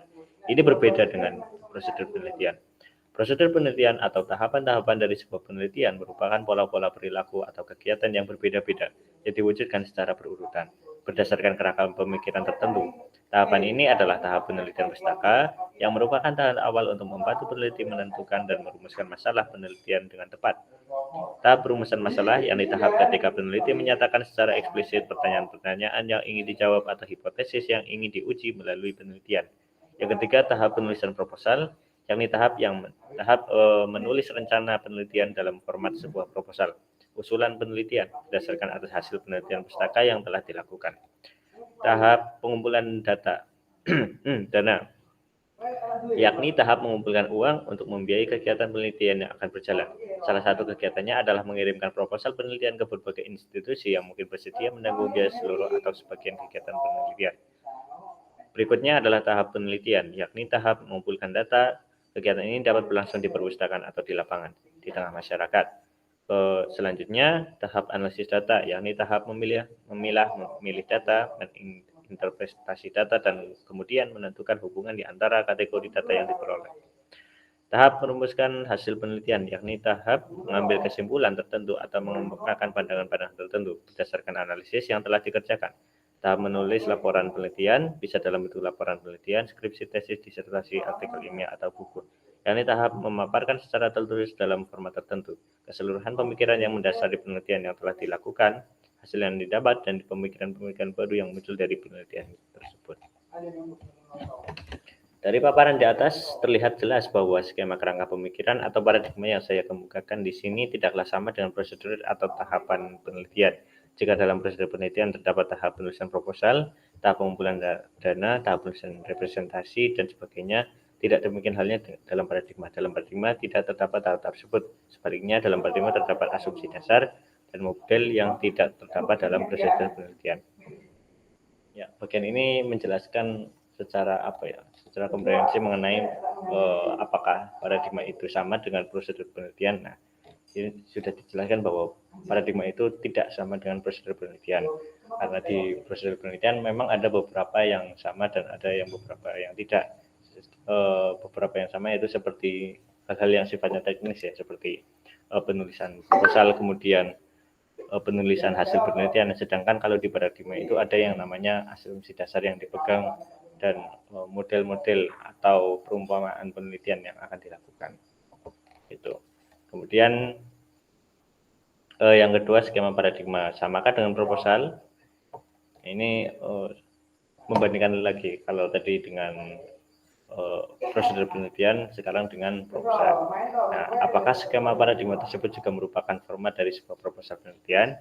Tentu saja bukan. Format proposal bisa bermacam-macam. Bahkan dalam disiplin ilmu-ilmu alam ataupun ilmu-ilmu sosial budaya, format proposal penelitian juga bisa berbeda-beda. Saya biasanya membuat sebuah proposal dengan urutan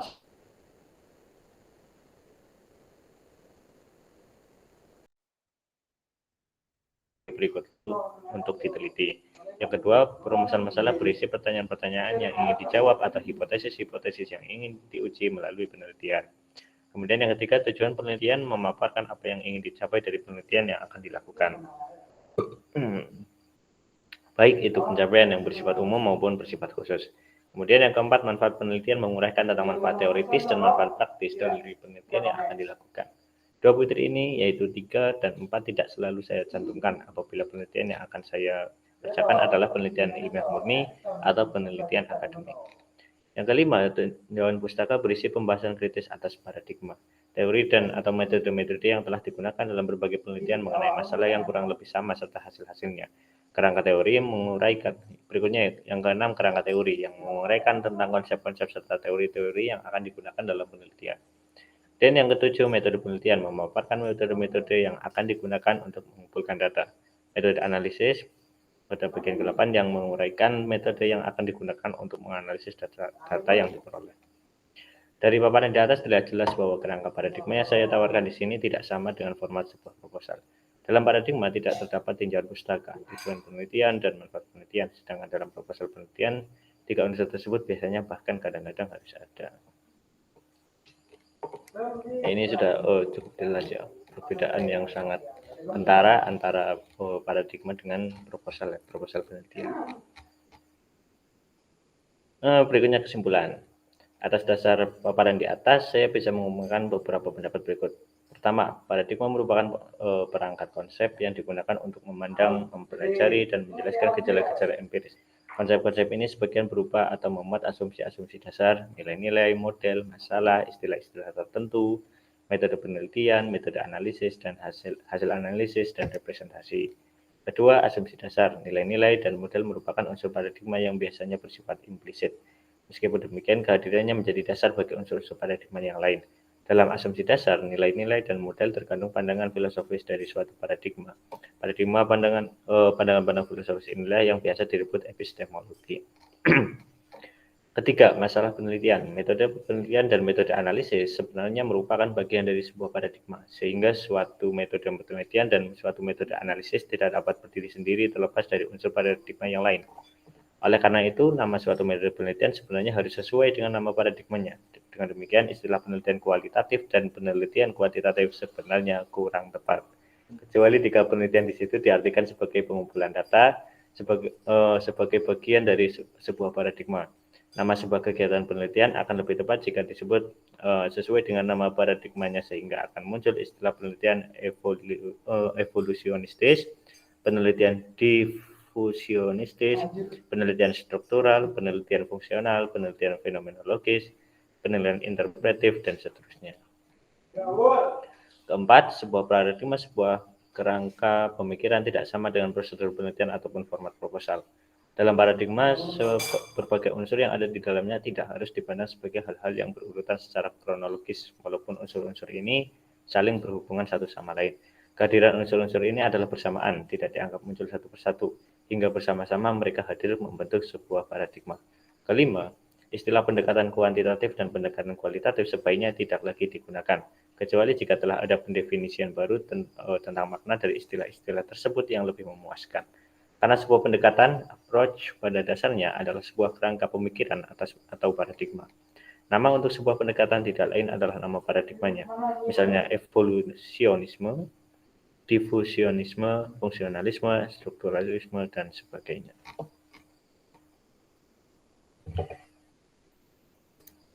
Loh? Gak apa-apa.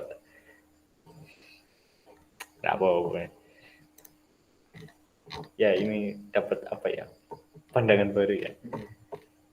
Biasanya kita mengenal dengan kayak penelitian kualitatif, penelitian kuantitatif.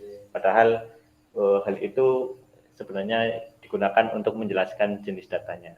Yang namanya data kualitatif dan kuantitatif.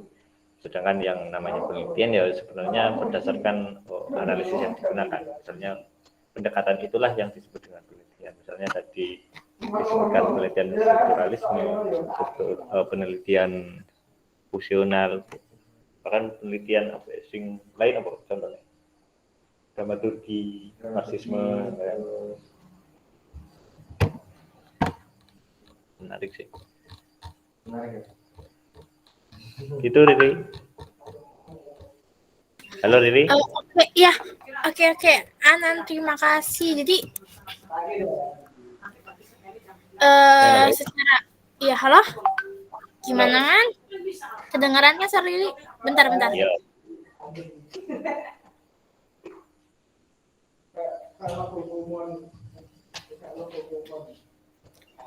Jadi Asik kok. kalau kita simpulkan ya dalam paradigma ini sebenarnya sebuah konsep ya, bagaimana kita melihat, mengkaji, kemudian menafsirkan dan menjelaskan bagaimana sebuah gejala sosial ataupun gejala masalah baik itu kebudayaan maupun di dalam masyarakat. Yang mana dari penjelasan untuk mencapai sebuah pertanyaan atau apa tadi tuh? Pertanyaan masalah atau mengapa sih harus teori ini, mengapa sih gejala kebudayaan itu harus terjadi seperti ini, kayak gitu, mengapa sih perubahannya itu bagaimana, kemudian apa hal yang mendorongnya yang menghasilkan suatu paradigma seperti ini gitu. Sebenarnya seperti itu ya. Terus dari mulai asumsi dasarnya, kemudian nanti akan membentuk nilai-nilai, kemudian dari asumsi dan bagaimana kita melihat nilai itu, kita akan sampai pada pertanyaan-pertanyaan atau analisis dari sebuah penelitian sosial, dari sebuah paradigma sosial yang nanti akan kita kembangkan melalui metode, entah itu metode kualitatif, metode kuantitatif, atau metode campuran dari keduanya, kemudian menggunakan analisisnya seperti apa, menggunakan teorinya seperti apa, yang mana nanti dari semua hal tersebut ini akan mendapat sebuah representasi dari sebuah gejala politik atau sebuah paradigma, atau yang nanti dalam proses membuat representasi ini kita mungkin akan menemukan sebuah definisi baru, konsep baru, teori baru, yang mana misalkan teori ini bisa mendukung teori lama atau mengkritiki teori yang ada atau memperkuat teori yang ada, yang nanti akan menghasilkan sebuah representasi ilmiah kayak gitu, baik dengan etnografi ataupun historiografi ataupun hal-hal semacam lainnya kayak gitu. Dari pandangan sahabat-sahabat di sini gimana nih tentang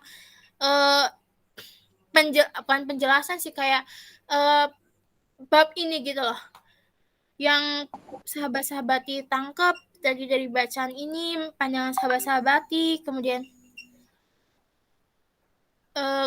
mungkin sahabat-sahabati bisa nih ngasih pandangannya, ngasih argumennya tentang paradigma sosial ini kayak gitu. Boleh sekali.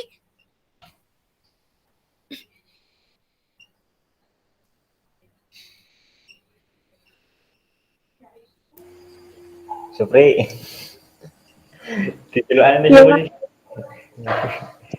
Menurut aku Ya. Iya, aku tadi kan nyimak nih yang Mbak Riri baca,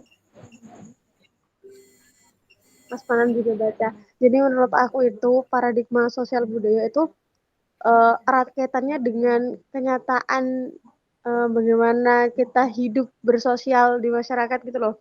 Tentang kenyataan kita hidup bersosial di masyarakat itu, misalnya ada suatu masalah-masalah yang berkaitan dengan sosial, itu bisa kita selesaikan dengan bagaimana cara kita berpikir, cara pandang kita mengenai masalah tersebut, dan akhirnya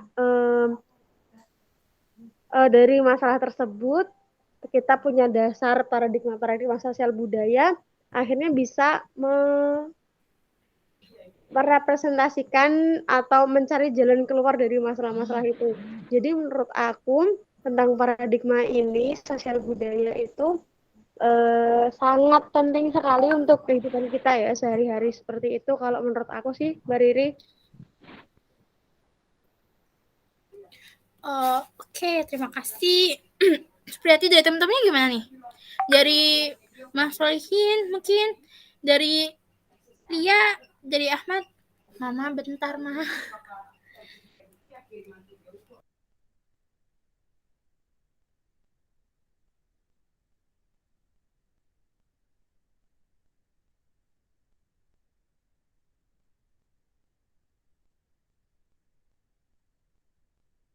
Lu mau nyari. Malam tante. Tadi gimana tadi? Sehat? Gimana, Man? Salam buat makmu. Jangan gitu. Ya monggo teman-temannya lain. Ada Mas Solihin. Halo. Mas PIC Bien sing tapi ya. Mas Solihin nih gimana, Mas Solihin? Aku pengen denger tanggapan dari Mas Solihin. Udah lama kan ya nggak dengar tanggapan dari Mas gitu. Biasanya kalau misalkan diskusi rapan gitu, Mas selalu ada. Oke, masuk. Jadi karena apa ya? Karena saya juga nggak mengikuti dari awal ya. Jadi ini berbasis pada sebuah penelitian yang apa ya? Ya katakanlah kebudayaan atau sebuah sosial humaniora. Jadi ini saya teringat sama penelitian saya yang memang berkaitan sama apa, kebudayaan juga ya. Jadi dalam apa ya? Dalam sebuah penelitian saya itu aslinya dari itu nggak ada hasil yang apa ya kayak di kuanti ya, karena ada hasil yang baik atau jelek, buruk atau baik kayak gitu. Jadi penelitian yang soal kebudayaan dan apa ya dan terutama di kualitatif ya, kita memang ya ada hasil yang memang diharapkan, cuma kita bisa mengambil apa, kita mengambil sebuah sudut pandang dari mana dari permasalahan ataupun temuan-temuan di lapangan yang memang menghasilkan sebuah teori. Jadi lebih apa ya, lebih kalau teman-teman pengen apa ya, pengen belajar memang lebih enjoy di penelitian kualitatif, karena bagi saya itu ada banyak temuan-temuan baru yang notabene itu terkadang di luar apa ya, di luar nalar maupun asumsi kita dari awal. Jadi lebih fleksibel, lebih enak dan lebih enjoy untuk teman-teman apa ya di kualitatif ya. Ya mungkin itu sih, ataupun karena aku juga gak ngikuti dari awal juga sih aslinya. Ini perspektifku karena saya juga sedang menjalani penelitian di kualitatif ya. Jadi enjoy-nya itu kita nggak mempunyai tuntutan harus apa, harus bagaimana, harus hasilnya seperti apa, karena di penelitian kuantitatif kan kita hasilnya kan harus lebih baik dari sebelumnya, sebelum diteliti kayak gitu, sebelum mendapatkan penelitian atau perilaku. Kalau di kualitatif itu kita temuan ya apa adanya, tapi terkadang itu teman-teman di kualitatif yang melakukan penelitian kualitatif itu mengharap mempresentasikan hasilnya itu baik, padahal kepengennya dari kualitatif itu apa adanya. Yang terkadang kita salahnya di situ. Menurut saya seperti itu. Mungkin dari tanggapan dari Mas Manan selaku panutan ya. Tak tunggu story-story juga kok.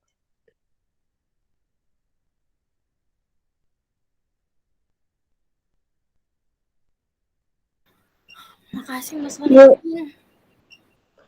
Gimana Supriyati?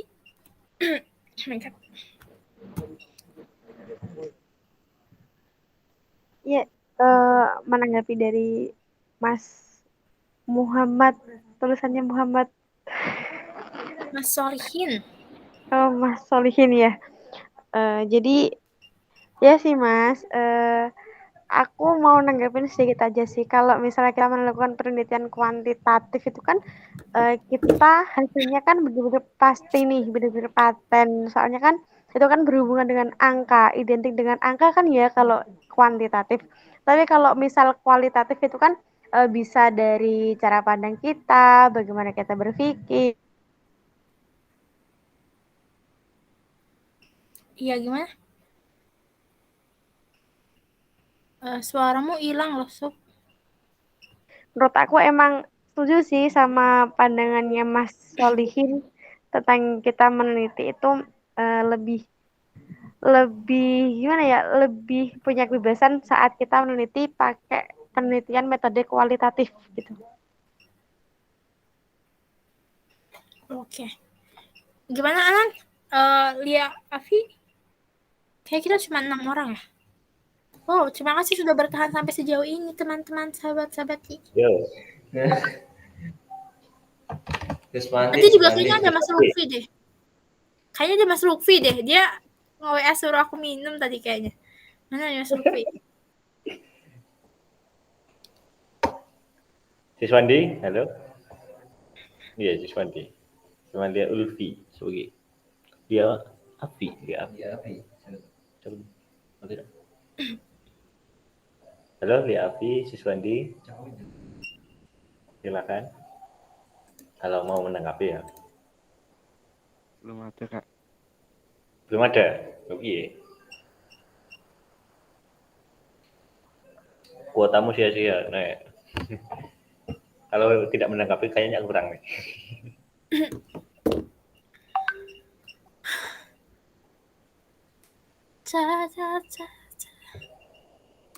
Ya sambil menunggu yang lain ya, Ri. Oke, santai.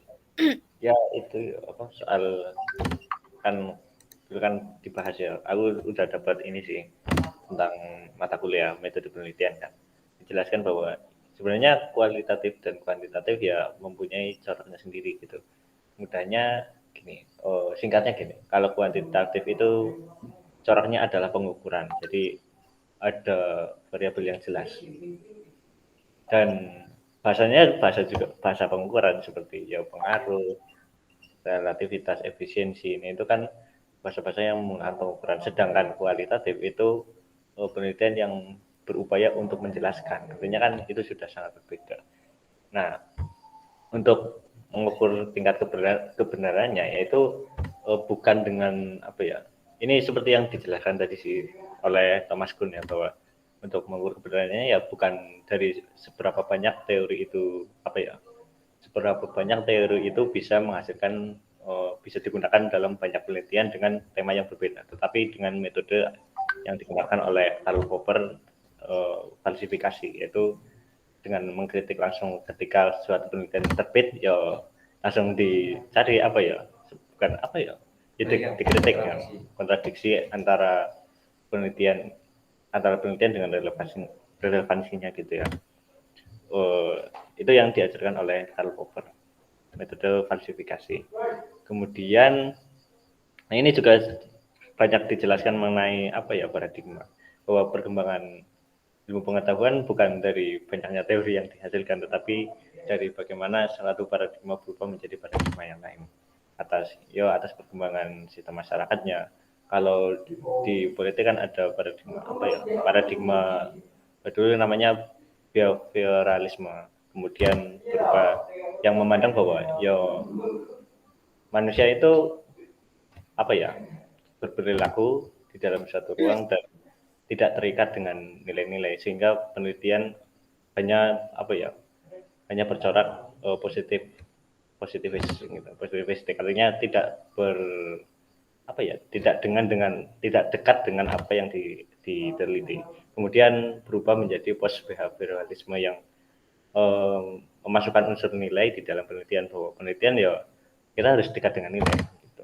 Dengan nilai-nilai, misal ya seperti penelitian kualitatif kan, kalau ciri dari penelitian kualitatif kan itu apa, tidak bebas nilai. Artinya sebagai contoh, ketika kita meneliti mengenai masyarakat kan kita tidak bisa jauh-jauh dari masyarakat, kita harus mendekati, misal dengan bahasanya kita harus apa ya, paham dengan bahasanya untuk memperoleh data, karena ketika kita berjarak dengan masyarakat di dalam penelitian kualitatif, maka kita data yang akan kita dapatkan tidak maksimal, kecuali ketika kita menggali data yang sifatnya kuantitatif. Itu memang kita harus berjarak dengan apa yang ingin kita teliti gitu. Kemudian ya itu seperti tadi dijelaskan ya, ketika kita berpandangan bahwa perkembangan ilmu pengetahuan itu atas banyaknya teori, ya sebenarnya itu dikritik oleh Thomas Kuhn bahwa perkembangan ilmu pengetahuan ya terjadi dengan berubahnya paradigma, di mana paradigma itu cakupannya lebih luas, seperti berapa ya tadi, 9 unsur tadi, ada asumsi dasar, nilai dan sebagainya sampai dengan representasi. Nah, itu ada yang sifatnya eksplisit dan tidak selalu eksplisit. Nah, eksplisit yang dimaksud itu ya yang sifatnya teknis, seperti hal-hal yang perlu ditulis di dalam prosedur penelitian, seperti itu metode penelitian, kemudian analisisnya seperti apa. Kan ketika kita melakukan penelitian kan seperti itu. Tetapi ada yang sifatnya tidak eksplisit, tidak harus dituliskan secara langsung gitu. Misalnya ketika kita melakukan penelitian kan kita tidak perlu kayak menuliskan nilai apa sih yang kita anut gitu. Misal ketika kita menulis penelitian kualitatif kan kita juga terkadang tidak perlu menuliskan ketika kita mendekati objek yang kita teliti, misal kita harus sopan santun atau menyesuaikan bahasa, kan itu terkadang dalam beberapa banyak penelitian tidak perlu ditulis gitu. Kemudian ya seperti tadi ya, ada pemahaman baru yang kita dapatkan bahwa ya yang namanya kualitatif dan kuantitatif itu datanya, bukan metodenya ya. Metodenya itu ya pendekatan yang tadi dijelaskan di akhir, seperti metode etnografi, kemudian ada metode penelitian etnografi, penelitian fungsionalis, kemudian penelitian struktural dan sebagainya.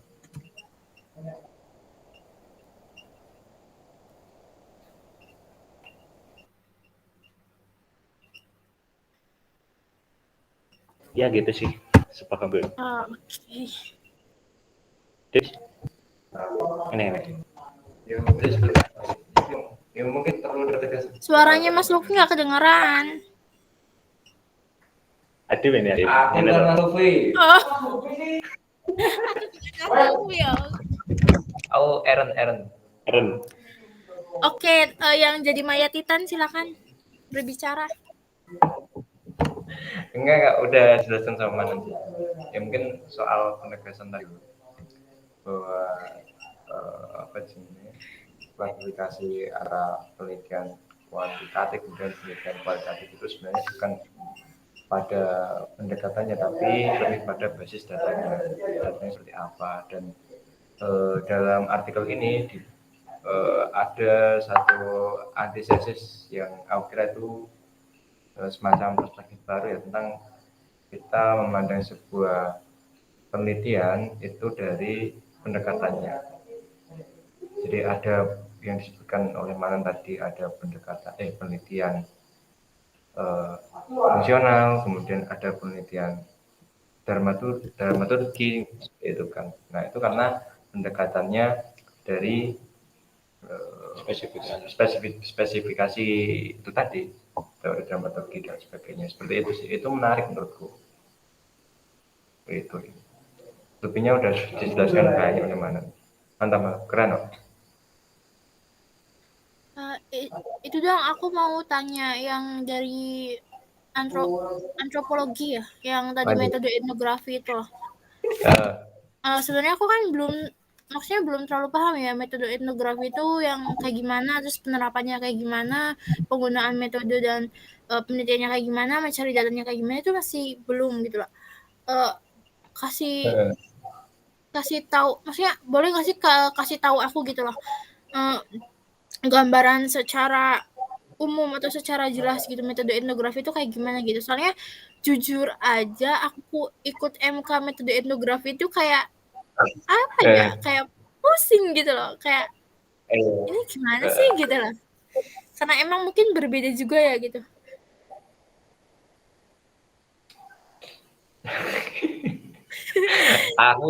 aku sebagai mahasiswa antropologi juga emang agak susah itu memahami etnografi sebagai metode. Jadi ada banyak orang. Jadi etnografi itu ada banyak ada beberapa klasifikasinya. Satunya etnografi sebagai ilmu yang nanti ada, iya gak sih? Ada etnologi, iya. Terus ada etnografi sebagai metode yang biasa kita kenal lah, seperti itu. Nah, etnografi itu kan kalau kita urai dari segi ininya ya, bahasanya itu kan ada etno dan grapos, seperti itu kan. Jadi kalau kita artikan itu sebagai satu tulisan kebudayaan. Nah, itu pada awalnya. Nah, pada perkembangannya itu kan tulisan nggak secara apa ya, secara sempitnya, secara enggak secara sempit kemudian diartikan sebagai teks. Nah, padahal teks kebudayaan itu kan sebenarnya mencakup berbagai hal yang di luar dari tulisan itu, bahkan perilaku itu juga bisa diartikan sebagai kebudayaan, seperti itu kan. Teks kebudayaan, tulisan kebudayaan, seperti itu. Nah,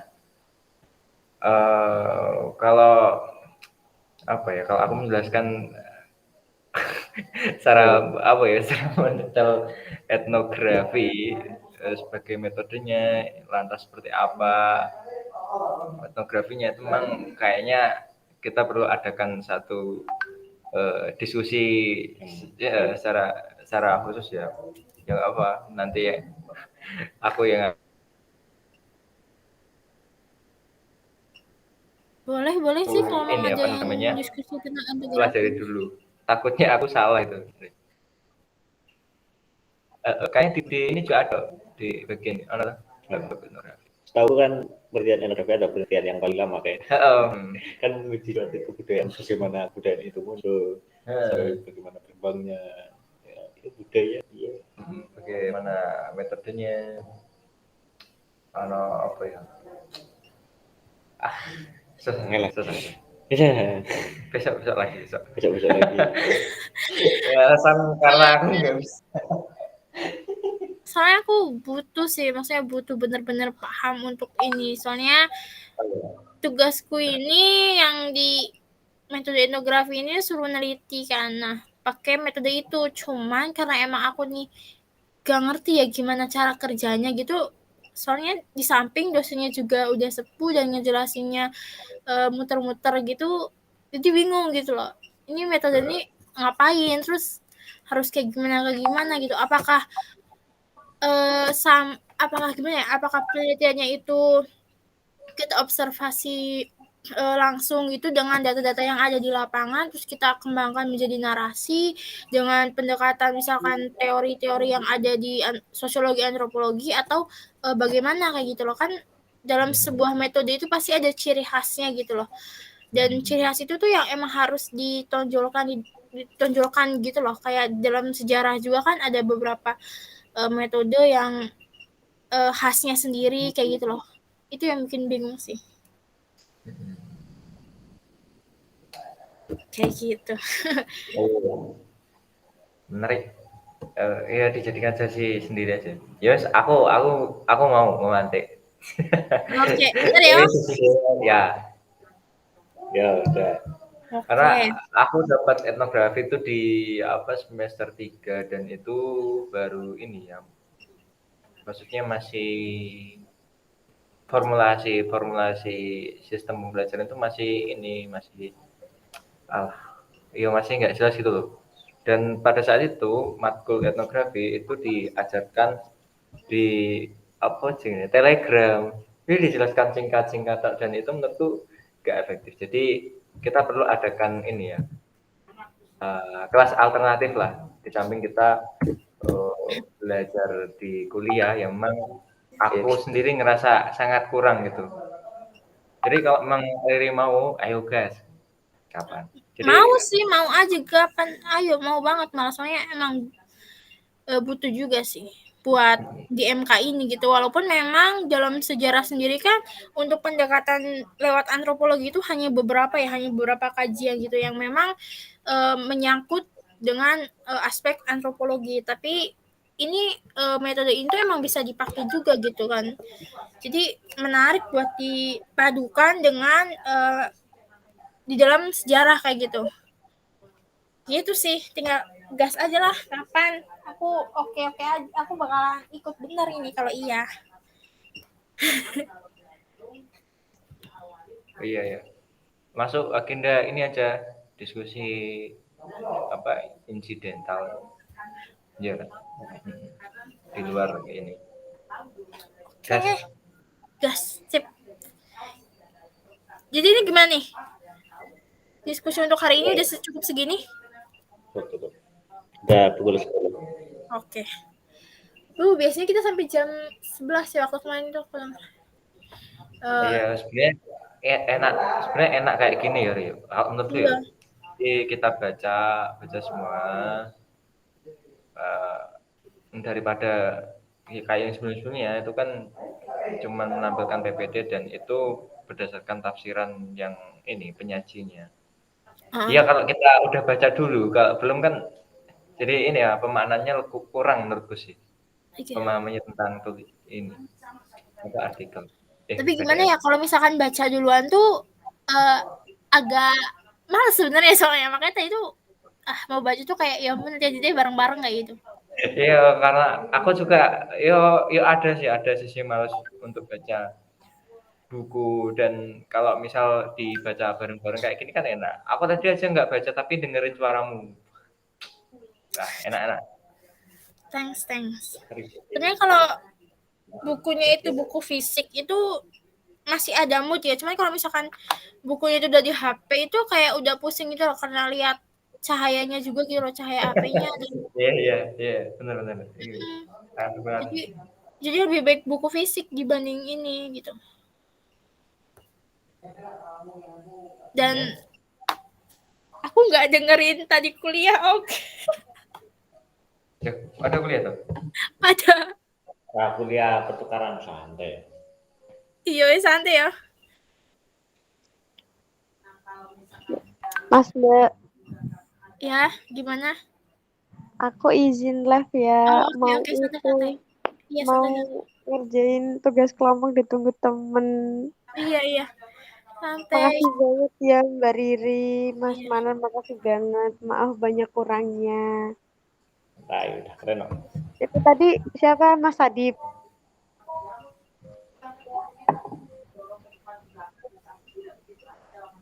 Gimana?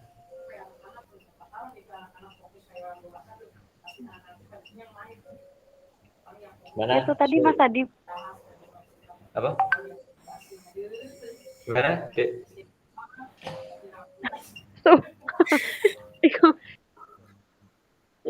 Gak dengar suaraku. Yum berdua. Oh iya. Ya udah. Iya. Assalamualaikum. Waalaikumsalam.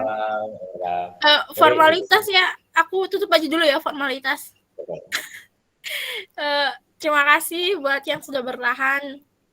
Makasih juga untuk diskusi malam ini yang cukup menarik untuk dibahas ya.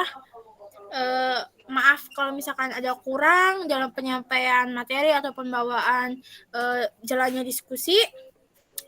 Riri akhiri. Wabillahi taufiq wal hidayah. Wassalamualaikum warahmatullahi wabarakatuh. Selamat malam semuanya. Selamat tugas.